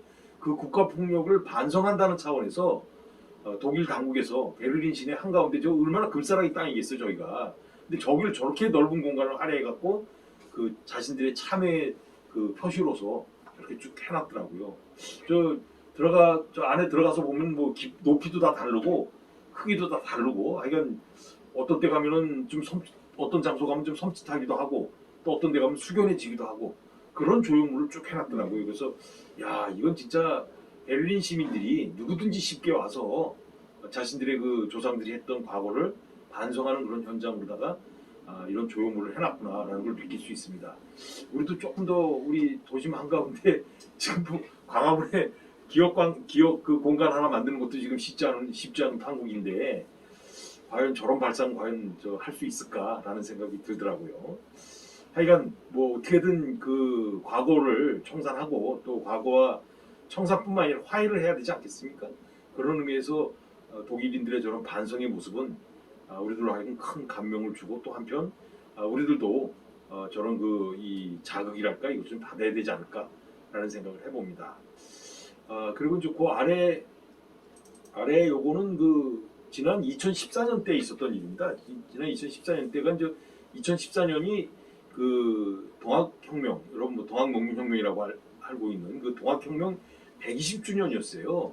근데 우리 동양에는 전통적으로 이제 100주년, 뭐 200주년 이거보다 그 갑자로 다 따져갖고 60주년, 120주년, 180주년 이걸 더 의미 있게 보잖아요. 근데 지난 2014년이 동학혁명 120주년이었어요. 근데 그날 그 기념식장에 그 일본의 그 동학혁명 당시 일본군들이 왔잖아요, 우리나라에. 와서 일본군들이 우리 동학군들을 학살했잖아요. 그때 뭐 몇 명 죽였는지 숫자도 나오지 않을 정도로 많게는 뭐 60만 명까지 죽었다. 아무리 적게 잡아도 30만은 죽었을 것이다라고 보는 게 지금 학계의 일반적인 평가인데 그 당시 이렇게 일본군들이 우리나라에 와서 동학군들을 진압했어요. 근데 우리 동학혁명에 그 참여하셨던 분들의 후손들은 지금 유족회라고 해서 운영을 하고 있는데 120주년 행사 기념식장에 그 일본군 진압군의 그 후손들이 꽃을 들고 온 거예요. 그래서 저 와서 저쪽 오른쪽에 약간 키가 크신 저분이 이제 유족회 회장이세요. 김석태 씨라고 그 당시 2014년 당시에 유족회 회장이신 분인데 이분이 그 대표로서 유족회 대표로서 또 요 오른쪽에 있는 분이 코노 씨인데 일본의 시코쿠라고 그 동학군을 진압하러 왔던 그 일본군이 어디서 왔냐면 일본의 그 일본 지역에서도 가장 낙후된 지역. 일본 크게 보면 섬이 4개 있지 않습니까? 홋카이도서부터 후쿠오카까지 4개 섬이 있는데 그 4개 섬 중에서 제일 그 오른쪽에 있는 조그만 섬이 있어요. 시코쿠라고. 그 시코쿠가 지금도 이제 일본에서는 가장 낙후된 지역이에요. 근데 그 지역에 사는 그 가난한 농민들을 이제 훈련시켜서 조선에 파견해서 이제 죽이게 한 거예요. 그러니까 동학군을 진압하게 한 건데 그 시코쿠 지역에서 그 자신의 그러니까 할아버지가 조선에 출병했던 근데 이 사람은 모르고 있었지 그걸 자신의 할아버지가 진짜 조선 땅에 와서 동학군을 죽였는지 모르고 있었는데 저희가 찾아가서 그때 이제 제가 120주년 당시 기념식의 그 집행위원장을 해갖고 제가 일본에 가서 저 후손들을 찾아서 설득을 했어요. 와서 좀 그 화해 왁수를 해줬으면 좋겠다. 그때 처음에는 거절하고 못 온 불안했지 않습니까? 뭐 자신의 할아버지가 조선 사람 죽였다 그러는데 와서 뭐 화해하라고 그러면 화해 선뜻하겠습니까? 이게 불안해서 못 온다고 그랬었는데 며칠 뒤에 전화를 했더라고 오겠다고. 그래서 용기 있게 저 뒤에 계신 여성분도 또 그 유족 중에 한 분이에요. 그 진학군의 그 후손. 이제 같은 부부는 아닌데 그러니까 따로따로 그 후손들인데 두 가족이 그러니까 온 거예요. 후손분의 두 가족이 와서 저 국화 한 송이하고 조그만 기념품을 갖고 왔더라고요. 그리고서 유족회 회장하고 손을 잡는 이제 120년 만에 역사의 화해를 하는 거죠. 그래서 당시 이제 2014년에 저 장면이 동학혁명 120주년 기념식의 가장 하이라이트로서 이제 꼽히는 사진으로 남아 있는 것이죠. 여하튼 이제 이런 그 역사의 화해를 해야 되는 것이 이제 우리도 과거 국가폭력에 언제까지 국가폭력 아래에 살 수는 없잖아요. 어떻게든 좀 화해를 해야 되는데 어떻게 화해하느냐 문제는 그거겠죠. 그 다음 장 한 번만 읽어주시겠어요? 예. 요게 바로 여러분 잘 아시는 그 만델라 남아프리카 공화국의 만델라 대통령이 그분이 남아프리카 공화국의 흑인 최초의 대통령이라는 것도 의미가 있지만 남아프리카 공화국에서 만델라 대통령이 세계적인 인물이 될 수 있었던 것은 그분이 그 아파르테이트라는 흑백 분리 정책을 청산했다는 데 의미가 있는 것도 물론 있지만 더 중요한 것은 300년 동안 유지되어 왔던 아파르테이트 정책 하에서 탄압받았던 흑인들과 탄압했던 백인들이 화해하게 만드는 장소를 만들었어요. 이 진실화해위원회라는 것인데 이 진실화해위원회라는 걸 만들어서 저기 있는 대로 2만 1000명의 그 피해자들과 가해자들이 모여서 화해를 했어요. 저 현장에 와서. 그 뭐 여러 가지 조건이 있었습니다만 일단은 그 가해자가 사과를 먼저 해야 돼요. 그러니까 그 당시 흑인들을 공격하거나 흑인들을 때리거나 고문하거나 이랬던 혹은 죽이거나 했던 백인 경찰 또는 백인 관리 이 사람들이 저 진실화해위원회에 와서 그 사과를 먼저 했어요. 그러면 그 사과를 피해자들이 들으면서 내가 일테면 이제 사과하는데 뭐 국가가 시켜서 했다 이런 소리 안 할 거 아니에요. 미안하다고 그러지. 그 백인 경찰이 먼저 미안하다고 용서를 구하는 거예요. 그러면 그 용서 구하는 자리에서 어떤 흑인이 이를테면 뭐 자기 자식이 죽었다든가 아니면 자기 남편이 죽었다든가 이랬다고 그래서 너는 용서할 수 없다고 말이야. 나도 너도 똑같이 죽이겠다. 뭐 이런 얘기 할 사람이 없잖아요. 먼저 용서를 구하면은 피해자가 눈물로서 수용을 하는 거예요. 그러면 이 가해자도 그 백인 경찰도 눈물로서 잘못했다고 진정성 담긴 사과를 한다고요. 그러면 저 흑인과 백인이 다시 이제 어깨동무하면서 같이 눈물을 흘림으로써 화해를 해나가는 것이죠. 아마 우리도 얼마 전에 광주 민주항쟁 당시에 그 진학군으로 참여했던 분들이 이제 서서히 증언을 하기 시작하잖아요. 근데 그분들이 한결같이 하시는 모습이 그 망월동 묘지에 오셔서 눈물로서 참여를 하잖아요. 용기 있게 이제서야 내가 용서를 구한다고 하면서 눈물로서 용서를 빌잖아요. 근데 그때 그 피해자의 그 유족들이 피해받은 유족들이 그 진학군으로 참석했던 그 군인들 용서 못한다고 하는 사람이 어디 있어요? 같이 눈물을 흘리죠. 그러면서 건강 챙기시라고 오히려 위로해 주신단 말이에요. 그런 게 바로 화해가 아닌가 싶어요. 진실화해위원회 남아프리카 진실화해위원회에 있는 구호랍니다. 저게 Truth hurt, but silence kills. 진실은 아프지만 그러나 침묵은 죽음이다. 그러니까 진실이 먼저 고백됨으로 인해서 그러면서 우리가 화합을 할 수 있는 것이 침묵하고 있으면은 그건 같이 죽는 거라는 거예요. 이것이 바로 이제 우리들도 이런 정신을 이어받아서 지금 이제 2기 과거사위원회가 출범을 했죠. 여하튼 이제 우리들 앞에 놓여져 있는 과제는 어떻게 하면 이제 이 국가폭력의 피해를 받으신 분들을 치유할 것인가. 이제 아물지 않는 이 치유의 아물지 않은 이 상처를 어떻게든 치유해줘야 되는 것이 국가의 목적이고 또 국가가 존립하는 이유가 그거 아니겠어요? 그런 면에서 이제 과제는 어떻게 하면 치유할 것인가의 과제로 다 남아있지 않을까 싶습니다. 그런 의미에서 저는 가장 중요한 것은 역시 국가가 나서야 됩니다. 이거는 과거 정부가 저질렀다고 해서 우리 정부가 한 거 아니다라고 나몰라라 할 수는 없습니다. 여러분 제주도 4.3은 이승만 정권 하에서 벌어진 거예요. 물론 그 이전에 미 군정서부터 시작된 겁니다만은 여하튼 이승만 정권 하에서 그 어마어마한 학살이 저질러졌던 것이 제주도 4.3이었어요. 그런데 누가 사과했어요? 노무현 대통령이 사과했어요. 노무현 대통령이 그 제주도 4.3하고 무슨 상관이 있어? 4.3 발생했을 때 노무현 대통령이 그때 한 살인가 2살인가 뿐이 안 됐어요. 근데도 대통령이라는 직책을 가지고 있었기 때문에 제주도민에게 진심 어린 고개를 숙이고 국가 차원에서 용서를 구합니다 라고 하는 거예요. 이건 따라서 과거 정부가 저질렀다 하더라도 오늘 국가가 진상규명을 해줘야 돼요. 그리고 또 진상규명이 된다면 적절한 사과뿐만이 아니라 배상 작업도 이루어져야 돼요. 거기서 끝나면 안 되죠. 역사의 교훈도 남아야 돼요. 교과서에 싫든가 어떻게든 아니면 그런 아까 그 베를린의 베를린 한가운데 저런 홀로코스트 메모리움이라는 광장을 만드는 것 같은 그런 역사의 교훈도 남는 그런 후속 작업이 있어야 돼요. 우리처럼 광화문 현장에 그 기업 공간 하나, 세월호에 대한 그 기업 공간 하나 만드는 것을 못 해주니 이딴 소리 한다는 게 얼마나 이게 옹색하고 얼마나 부끄럽습니까? 저 베를린 보세요. 저런 반성을 하는 모습을 보이니까 독일이 진짜 존경받는 선진국가가 되는 게 아닌가 싶어요. 이런 의미에서 이런 작업을 누가 해야 되느냐? 우리 지금 2기 과거사 정리위원회가 구성이 됐는데 본명이 저거죠. 진실 화해를 위한 과거사 정리위원회 2기 출범을 했습니다.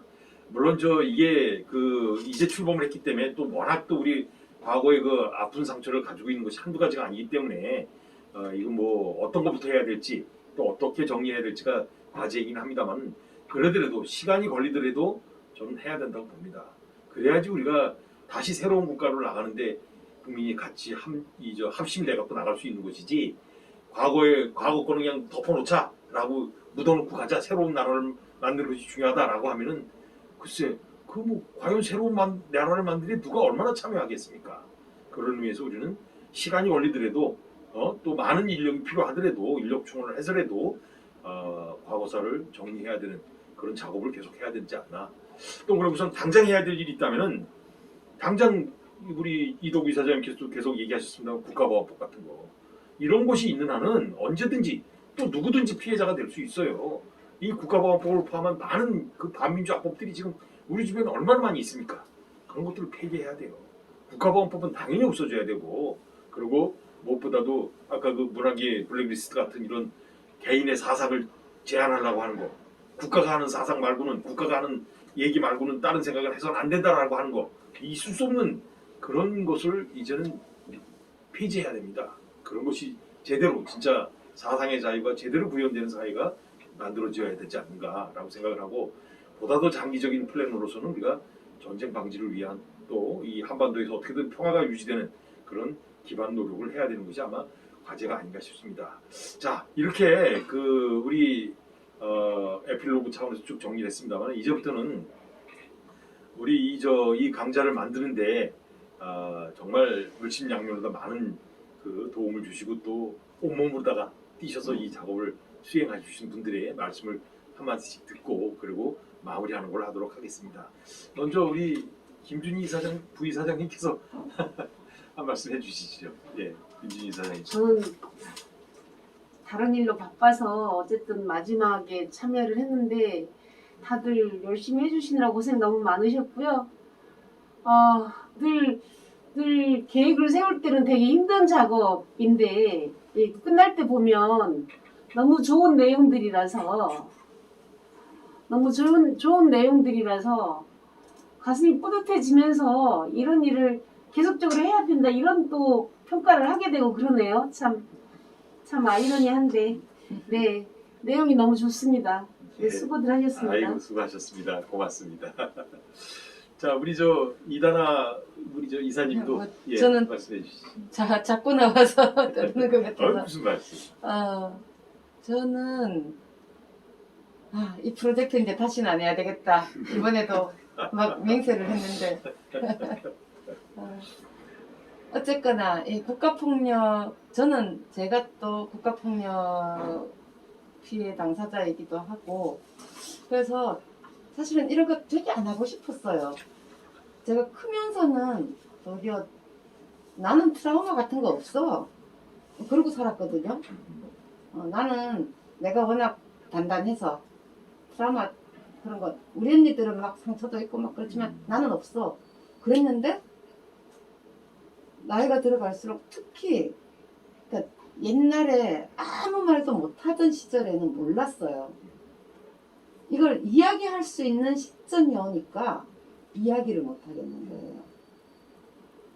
그걸 이야기를 하려고 하면 그러니까 이게 막 내 속이 어떻게 막 뒤집어지는지 잘 모르겠어요. 말도 정리가 안 되고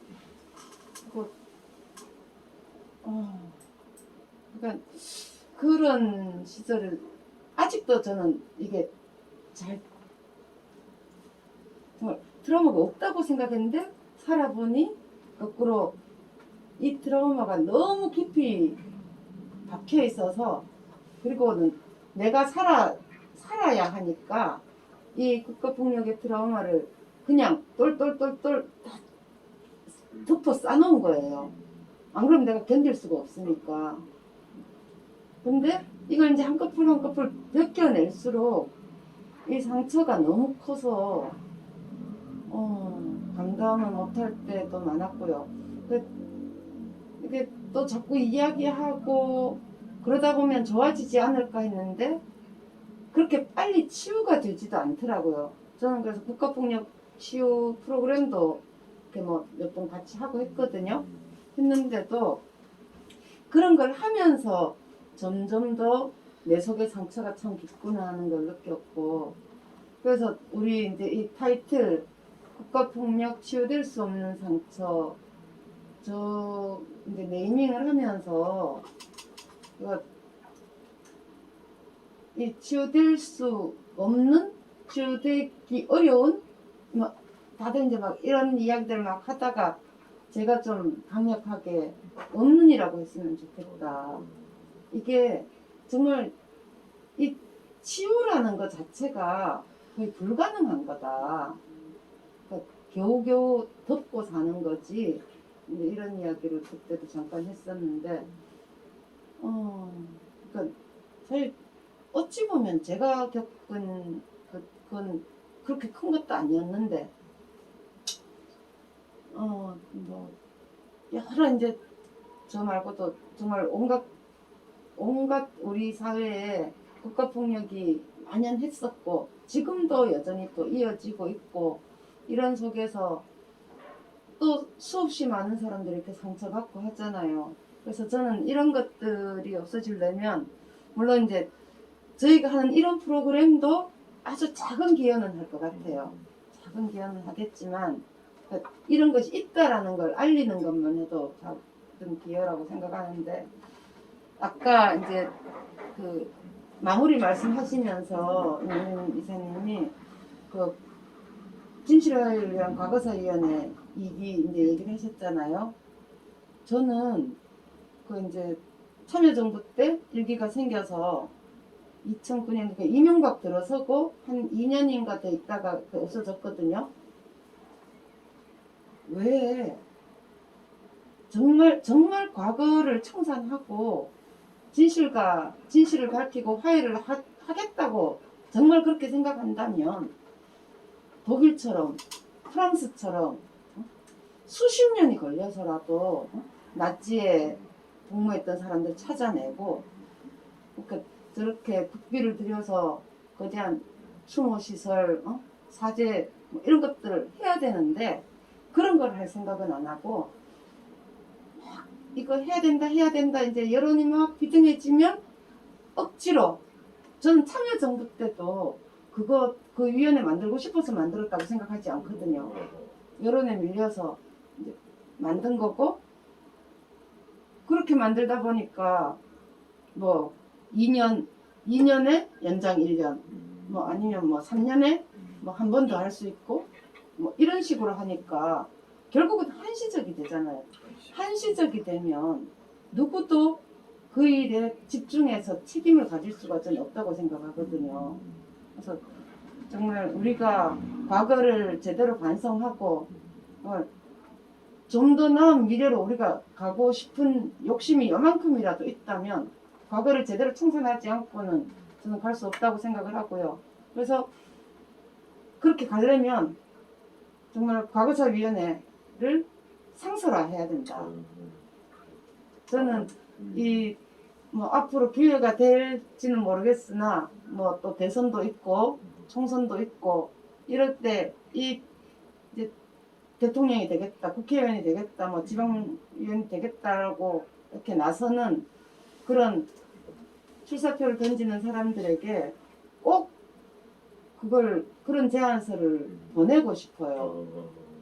상설화된 과거사위원회, 제대로 된 국가의 반성, 국가 차원의 반성, 이런 것들이 필요하다고 생각하는지, 그런 걸 할 마음이 있는지, 그런 거를 이제 우리 뭐 계승연대나 또는 이런 민간단체들에서라도 계속 그런 여론들을 만들어내서 언젠가는 그런 부서들을 국가기구로 상설화하고, 그래서 100년이 지나고 200년이 지나서 만들어지더라도 저는 그런 것들이 만들어져서 제대로 과거 청산이 돼야 된다고 생각을 해요. 그래요. 아유 참 너무나 올바르신 얘기고 딱 필요한 얘기입니다. 예. 자 우리 저 차집장님. 저는 뭐 우리가 국가 폭력을 다뤘지만 국가는 본질적으로 저는 그 폭력적인 기구다라는 생각을 가지고 있어요. 이게 뭐 철학이다 뭐 이런 건 아니지만, 왜냐하면 국가는 감옥도 가지고 있고 군대와 경찰도 가지고 있고 공권력, 그다음에 심지어 이제 국가가 국민으로부터 거둬들인 세금을 가지고도 그런 포갑적 기구들을 통해서 시민을 감시하고, 나쁜 정부는 선량한 시민을 데려다가 감옥에 가두기도 하고 이제 이런 거잖아요. 그래서 본질이 폭력적이긴 한데, 그래서 이제 좋은 정부를 갖는 것이 참 중요하다. 그래서 이제 국가가 국민의 해야 될 책무가 있고, 우리 시민이 또 국가에 대해서 견제하고 끊임없이 견제하고 민주주의를 그 시민으로부터 위탁받은 그런 내용들을 제대로 집행하는지를 매일매일 감시해내는 이런 일들이 참 중요하다고 생각을 하고요. 우리가 뭐 예를 들어서 서울시 간첩단 사건 이런 걸 보면 국가는 한 개인을 간첩으로 만들기 위해서 그 국면을 전환하는 거죠. 어려운 지경에 정부가 처하면 이런 반전의 계기를 만들기 위해서 유우성 씨라고 하는 한 개인을 간첩을 만드는데 어떤 일들을 하냐면, 선양에 있는 중국 우리 그 선양 주재 한국 대사관 이런 데를 다 이용합니다. 그래서 도장도 가짜 도장, 뭐 북한에 왔다 갔다 했다 유우성 씨가 가짜 도장도 찍어서 한국의 안기부에 보내고, 국가안전기획부에. 이래서 한 사람을 완벽하게 빼도 박도 못하게 알리바이를 만들면서 간첩을 만들어요. 그거를 외교부, 심지어 이제 우리 공관, 주재 공관, 그 다음에 국가안전기획부 이런 데가 그냥 한 개인을 완벽하게 간첩을 만드는, 조작을 하거든요. 이게 다 법원에서 지금 무죄 난 거 아닙니까?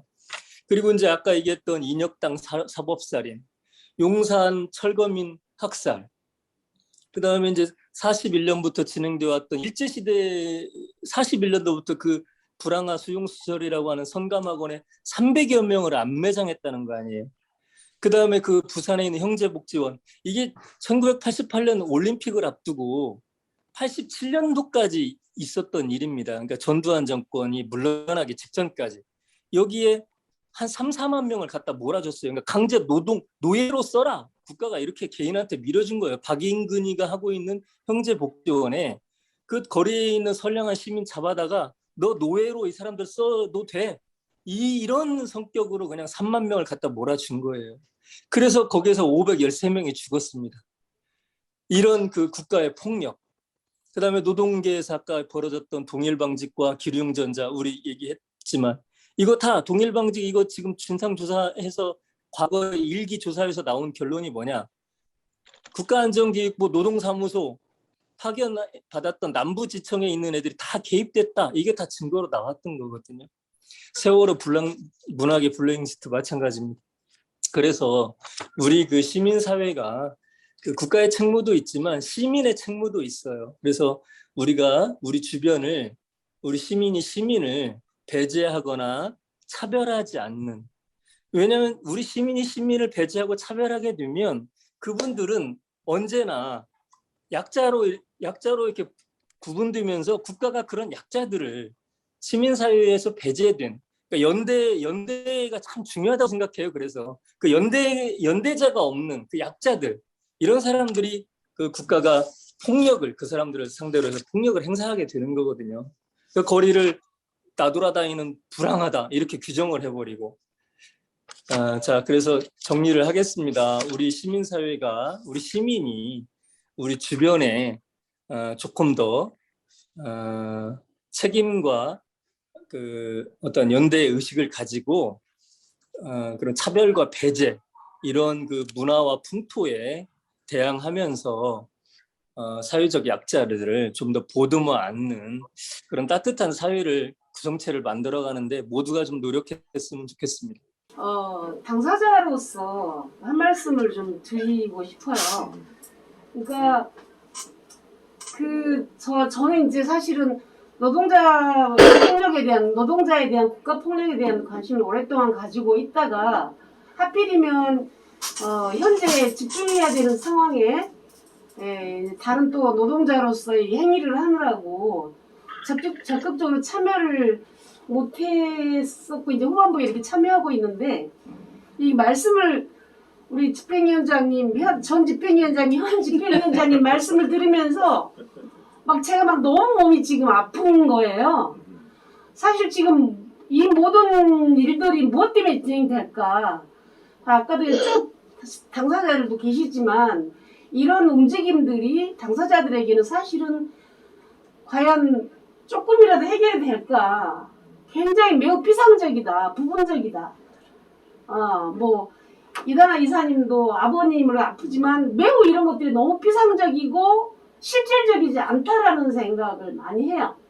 그리고 계속 당한다. 국가라고 하는 폭력에 당할 뿐만 아니라 그가 만든 법 테두리에서 당한다. 그리고 저는 현재 그 잘못된 법에 의한 피해자라고 저는 또 절절하게 생각을 하고 있기 때문에 그런 것들도 좀 뭔가 법을 만들고 주장을 해도 제대로 진짜 전체를 아우르는 한쪽만 보고 한쪽만 해결이 돼. 전체는 절대 안 돼. 이런 말도 안 되는 것들을 계속적으로 우리가 묵과하고 놓치고 있다. 그리고 어떤 이런 움직임 속에서 또 역사 속에서 우리는 일부분은 다 사라져. 그리고 함께 당한 사람들이 절대 함께하지 못해. 그리고 마음에 있는 전체 진실된 거를 같이 얘기하지 않아요. 단지 현안 문제에 밥 먹고 해결되고 혹시 이런 문제에 치중하고 있지는 않은가. 전체적인 문제가 해결될 수 있도록 진짜 전체적인 마음들이 좀 모아질 수는 없을까 이런 고민을 해보게 되면서 사실 진짜 또다시 아프기 시작하네요. 예. 아프시면 안 되는데. 자, 오늘 이 자리에 참석하신 분들 중에서 혹시 한 말씀 하셔야 되겠다. 아니 늦게 조영선 변호사님 들으셨는데. 그래, 지금 뒤늦게 형제복지원을 비롯한 많은 우리 국가폭력 사례에 아주 대표 변호사로 활동하고 있는 조영선 변호사께서 지금 들어오셨어요. 그래서 조영선 변호사님 한 말씀 하시죠. 죄송합니다. 제가 오늘 별로 안 바쁘다고 오늘은 무지 바쁘네. 회의도 주미도 몇 개가 좀 연결되고 해가지고 송구합니다. 아이고 오래간만입니다, 우리 교수님. 그래요. 매스컴으로 다 많이 보고 있습니다. 어떻든 국가폭력은 워낙 대한민국의 어떤 역사라고 할 수 있을 정도로 뿌리 깊은 거죠. 우리에게 국가폭력은 일제시대 때에 일제해안 폭력이 있었고 해방 이후에 한국전쟁을 비롯한 이데올로기적인 이 갈등 속에서 행해졌던 국가에 대한 폭력들이 있었고 또 민주화운동 과정에서 여러 가지 공포정치라고 할까요? 인권 침해했었던 민주화 반민주 이런 대결 구도 속에서 국가폭력에 대한 인권 침해도 있었고 또 보면은 일단 질병 또는 불황아 이런 어떻게 보면 굳이 그렇게 표현할 수는 없겠지만 사회적 소수자를 상대로 했었던 격리, 구금, 강제노역 이런 부분들이 또한 유형으로 국가폭력의 유형으로 남아 있는 것 같습니다. 이게 참 점철되어 있는 것이어서 아마 종로 5가를 지나가다가 어떤 사람을 한번 질문해서 당신의 어떤 국가폭력은 뭐냐라면은 아마 이 한 4개 범주 속에서 어느 하나는 아마 걸릴 수 있는 자기 아버지가 자기 할아버지가 일제시대 때 또는 한국정쟁 때 이렇게 했다거나 삼촌이 긴급조치에 위반되었다거나 또는 어떤 사람은 형제복전에 있다거나 이런 가슴 아픈 일들이 많이 있었던 게 있었고 어쨌든 그러나 지금 이제 진아이랄지 또 군 사망사고위원회랄지 이런 걸 통해서 이제는 치유의 과정을 겪고 있는데요. 어쨌든 참 부족하지만 우리 기승전대도 이제까지 이제 끊임없이 그러한 역할들을 해왔다는 점에서 큰 의미가 있는 단체라고 생각을 합니다. 저도 앞으로 분발을 하도록 하겠고요.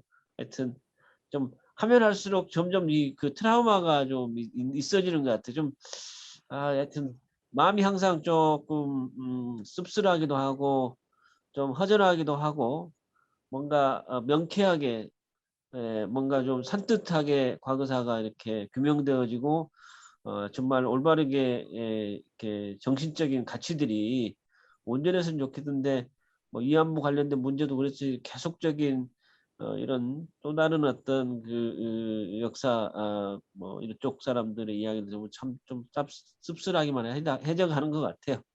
그래서 더 우리 활동이 더 필요해지지 않나 이런 생각이 듭니다. 하여튼 고생하셨고요. 또 뵙겠습니다. 예. 아이고 고맙습니다. 조 변호사님 그 우리 국가폭력 피해자들의 트라우마를 치유해 주시기 위해서 누구보다도 가장 앞서시는 분인데 트라우마 생기시면 안 되는데 더 많이 아직도 치료해 주셔야 될 분들이 많은데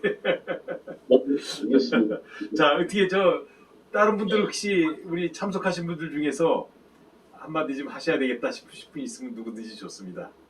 저는 아직도 사회에 대한 이런 그 많은 피해에 대해서 아직까지도 뭐 많은 걸 알지도 못하고 있는 이런 상황이고요.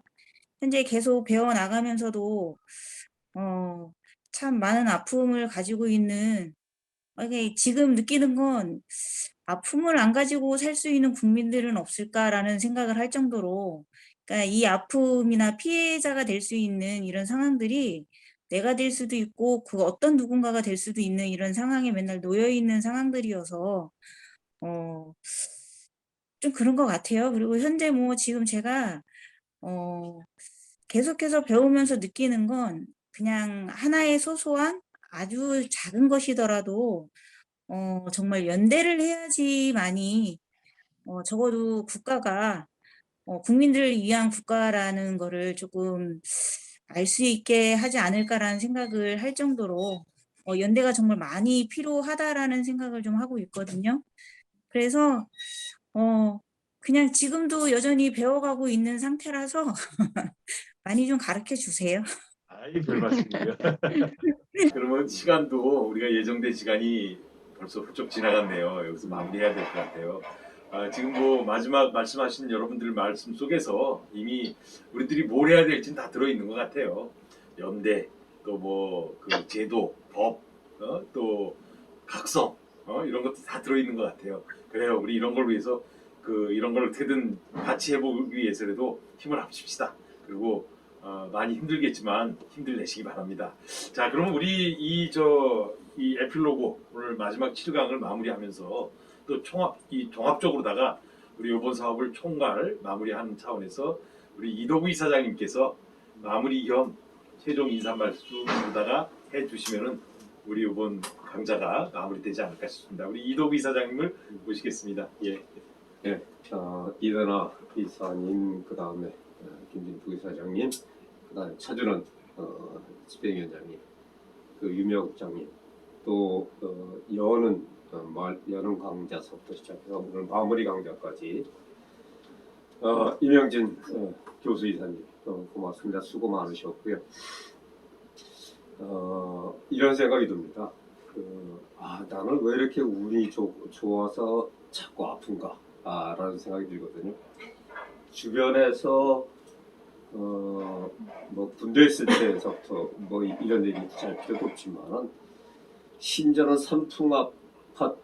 삼풍백화점 무너졌을 때 그때도 지금도 제 옆에 살아주고 있는 그 아내가 깜빡 잠이 안 들었으면 그 백화점 들어가서 깔려서 죽었을 텐데, 또 같은 사무실에 있던 천정대 변호사 부인, 그 형수는 그 시간에 있다가 에어컨이 안 나와서 너무 더우니까는 나오자마자 바로 등 뒤에서 아파트가 무너지는 걸 봤고, 뭐 그런 것만이 아니죠 사실은.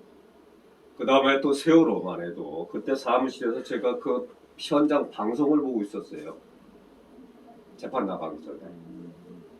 아침에 그 TV 방송을 보면서 저 배가 자꾸 가라앉는데 구조가 되겠지. 그렇지. 또 방송에서는 또 뭐 정부에서는 뭐 다 구조했다 뭐 이런 식으로 하니까는 그런데 거기서 수많은 학생들이 죽었다는 얘기를 그거는 진짜 운이 좋다라는 것만이 아니라 그것만이 아니라 이루 말도 못할 정도의 많은 사건들 또 이런 걸 겪으면서 이 살아남은 사람으로서 또 상대적으로 운이 좋았다는 것, 그런 불행을 피했다는 것, 여기서 무슨 일을 해야 될까?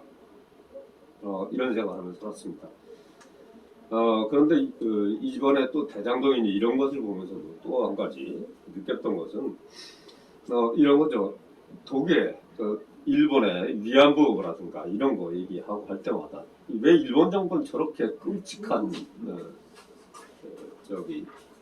이 정치인들 있는가? 또 일본 사람들은 도대체 어떻게 생겨먹어서 저런 정부를 만들고 거기서 그걸 따라가는가? 또 도학혁명 120주년 이래서 시국군과 거기서 두 분인가 와서 사죄를 했지만 그걸 왜 일본 정부에서는 안 하는가? 반면에 독일의 빌리 베란트인가 이 사람은 1970년인가 벌써 50년이 흘렀더라고요. 지금 생각해보니까 반세기 전에 아우슈비츠 가서 그 추운 겨울날 무릎 꿇고 눈물 흘리면서 사죄를 했단 말이죠. 독일하고 일본하고 비교를 하면 이거는 야만 그야말로 범죄 집단인 것이고 국가 자체로 독일은 그야말로 선진국이라고 할 수 있죠. 문명국가라고 할 수 있고 그러면은 일본에 대해서 독일처럼 해라라고 하려면 우리 스스로가 우리 내부의 잘못, 국가범죄, 국가폭력 이것에 대해서는 엄정하게 단죄를 하고 그리고 진실 밝히고 사죄하고 배상하고 이래야 되는 것이죠. 아까 처음에 나왔던 인혁당 희생자들에게 아니 국가가 할 짓입니까 그게? 그거 배상금이 몇 푼이나 된다고 그것을 또 대법관이라는 작자들이 그것을 법률에도 근거가 없는 것을 깎자 이자를 이래놓고는 이미 줬던 배상금을 다시 뺏겠다 라고 해서 심지어 신용물량자를 만들어서 무덤 속에 들어갈 때까지 이제야 자유스럽다. 이건 아니죠. 그래서 개인적으로 드는 생각은 조금 있으면 기후 위기 이래서 100년 후가 될지 200년 후가 될지 이 지구 인류가 멸종이 될지도 모른다 이런 얘기도 있고 어딘가 어느 나라가 유럽에 있는 툰베린가 하는 젊은 여중생이 그렇게까지 나설 정도로 위기인데 어찌 보면은 유엔이라는 것이 진짜 유명무실하고 이런 것 아니겠습니까? 또 전 세계 곳곳이 다 사람마다 또 모든 생명이 다 연결되어 있는 것인데 이런 것을 해결하려면 전 지구적으로 기후위기를 이걸 벗어나고 전 인류가 아프리카가 왜 이렇게 못 살겠어요? 코로나 백신도 못 맞고 그러는데 그것은 전부 유럽에 프랑스라든가 영국이라든가 이런 놈들이 제국주의 침략을 했기 때문에 지금 못 살고 있는 거 아닙니까? 백신도 못 맞고 이런 것을 그러면 미국이라든가 또는 이른바 유럽의 제1세계라고 했던 거기서 강제로라도 돈을 뺏어다가 백신을 갖다가 아프리카에 최우선적으로 저는 공급을 해줘야 된다고 생각합니다. 그런 것을 하기 위해서는 전 지구적인 세계 정부라든가 이런 것을 만들어야 되는 것이 저는 옳다고 생각하고요. 거기엔 전 인류가 한 사람 한 명 모두가 공평하게 한 표씩 행사할 수 있도록 해서 세계 정부를 만드는 수밖에 저는 없다고 생각합니다. 그렇게 하는 한편에 또 한 가지는 또 지역적으로 왜 사법농단이 벌어졌겠어요? 양승태라든가 또는 전 대법관 했던 사람이 화천 내용가 거기에 이런 것도 연관이 되고 검찰총장 했던 놈서부터 시작을 해서 그저 돈이 생기다가 똥파리처럼 몰려드는 거죠. 이것을 없애기 위해서는 검사들서부터 시작해서 판사들 전부 선거에서 뽑아야 됩니다. 그렇게 하기 위해서는 지금 지방자치 이런 정도의 수준이 아니고 남한만이라도 북한은 우리가 어떻게 할 수 없으니까 거기서는 그 북한 주민들이 좀 잘 해결하도록 돕는 수밖에 없지만 이 남한 내에서만이라도 이렇게 지방자치단체가 아니라 지방정부 이렇게 해서 연방제를 만든다든가 이렇게 하고 각 이 지방정부에서 검사들, 검찰총장, 그 다음에 법원장, 지방대법원장 이런 식으로 해서 그 지역에 진짜 양심적이고 가난하고 청빈하게 살고 그리고 능력 있는 그런 법조인들 이런 사람들을 검찰총장 또 대법원장 이런 사람 법원장을 뽑고 이렇게 하는 것이 저는 옳다고 생각이 들어요. 개인적인 생각이지만은 그래서 좀 더 지역적으로 밑으로 그 다음에 전 지구적인 이 문제를 해결하기 위해서는 세계 정부를 만들고 이 유엔 갖고는 이게 이틀 갖고는 도저히 안 돼요. 그러니까 유엔을 발전적으로 해체시켜서 세계 정부를 만들고 그래서 그냥 못 사는 아프리카라든가 또는 아시아라든가 이런 데서 피 빨아먹는 거 나이키서부터 시작을 해서 이런 것이 아니라 전 세계 인류가 공평하게 잘 살 수 있도록 그러니까 전 지구적 문제를 해결하면서 그렇게 하기 위해서는 각 지역 정부를 만들고 지금 제일 심각하게 저는 생각되는 것이 뭐냐면 과거의 국가폭력, 국가범죄는 국가 권력을 쥔 쿠데타를 한다든가 이스마일이라든가 이 독재자들이 했던 것인데 이제는 교활하게 돼서 돈이 최고예요. 지금 이번 대장동에서 아주 열심히 나온 것처럼 예전에는 전두환 때 같으면은 국제그룹 양아무개가 말 안 듣다 그러면 국제그룹 자체를 없애버리잖아요. 그런데 그렇게 하지 않아요. 요즘 서로 그 재벌하고 국가 권력하고 완전히 한통속이 돼갖고 거기에 또 전문가들이 있죠. 모피아 그래서 전직 재부부 뭐 저기 기재부 관료들 이현재라든가 이런 사람들 또 김현장 같은 거대 로펌 거기다가 전직 대법원장 대법관 뭐 이런 분들이 검찰총장 이런 분들이 다 결탁이 돼갖고 이런 것을 해결하려면 제가 보기에는 지역정부 지방정부 이거 만들어서 절대로 전문가들이라는 사람들 그 관료들 또 법조인들 이런 사람들이 돈 가진 놈들 권력 가진 놈들하고 결탁할 수 없게 그렇게 지역에서 철저히 감시하고 이렇게 하는 수밖에 없다고 생각이 듭니다. 너무 뜬금없는 얘기인데 국가폭력 이거 제대로 과거 청산하고 그 다음에 우리라고 왜 못합니까? 50년 전 독일 정부에서 했는데 빌리브란트가 했는데 이미 우리 경제적 능력이라든가 군사력이라든가 이건 이미 세계 10위권 군사력은 세계 6위인가 이렇게 되는 것 같아요. 어마어마한 거거든요. 그러면 이제 그야말로 국격을 거기에 맞춰야죠. 그렇게 하기 위해서 제일 먼저 해야 될 것이 제가 보기에는 국가폭력에 대한 과거 청산이라고 저는 생각합니다. 거기에 돈 들어간다. 자기네들 무슨 애국자로 대법관들이 나서서 그럽니까? 코로나가 이거 딱 터지고 나니까 국가 빚이 얼마가 돼도 좋다. 쏟아붓잖아요. 코로나로 해서 죽는 사람들보다 과거에 인혁당처럼 국가가 살인을 저질렀는데 집단 살인을 했는데 또는 성감하건 또는 형제복지원 이렇게 엄청난 범죄를 저지른 것이 코로나하고 비교가 됩니까? 코로나 쓸 예산 그거 몇 배를 쓰더라도 과거 청산하고 그 다음에 사죄하고 배상하고 그 트라우마 절대로 없어지지 않습니다. 그 상처를 조금이라도 어루만지기 위해서는 제대로 된 그런 정부, 지방정부에서부터 중앙정부, 그 다음에 세계정부 이런 식으로 하는 것이 제 꿈입니다. 아이고 예, 이것으로 우리 이사장님 말씀 마지막으로 해서 이번 국가폭력 치유될 수 없는 상처 그러나 치유돼야만 되는 상처 국가폭력 만들기 위해서 우리가 노력하는 걸로 다 해서 이번 강좌 마치도록 하겠습니다. 고생들 많이 하셨습니다. 고맙습니다. 수고하셨습니다. 수고하셨습니다.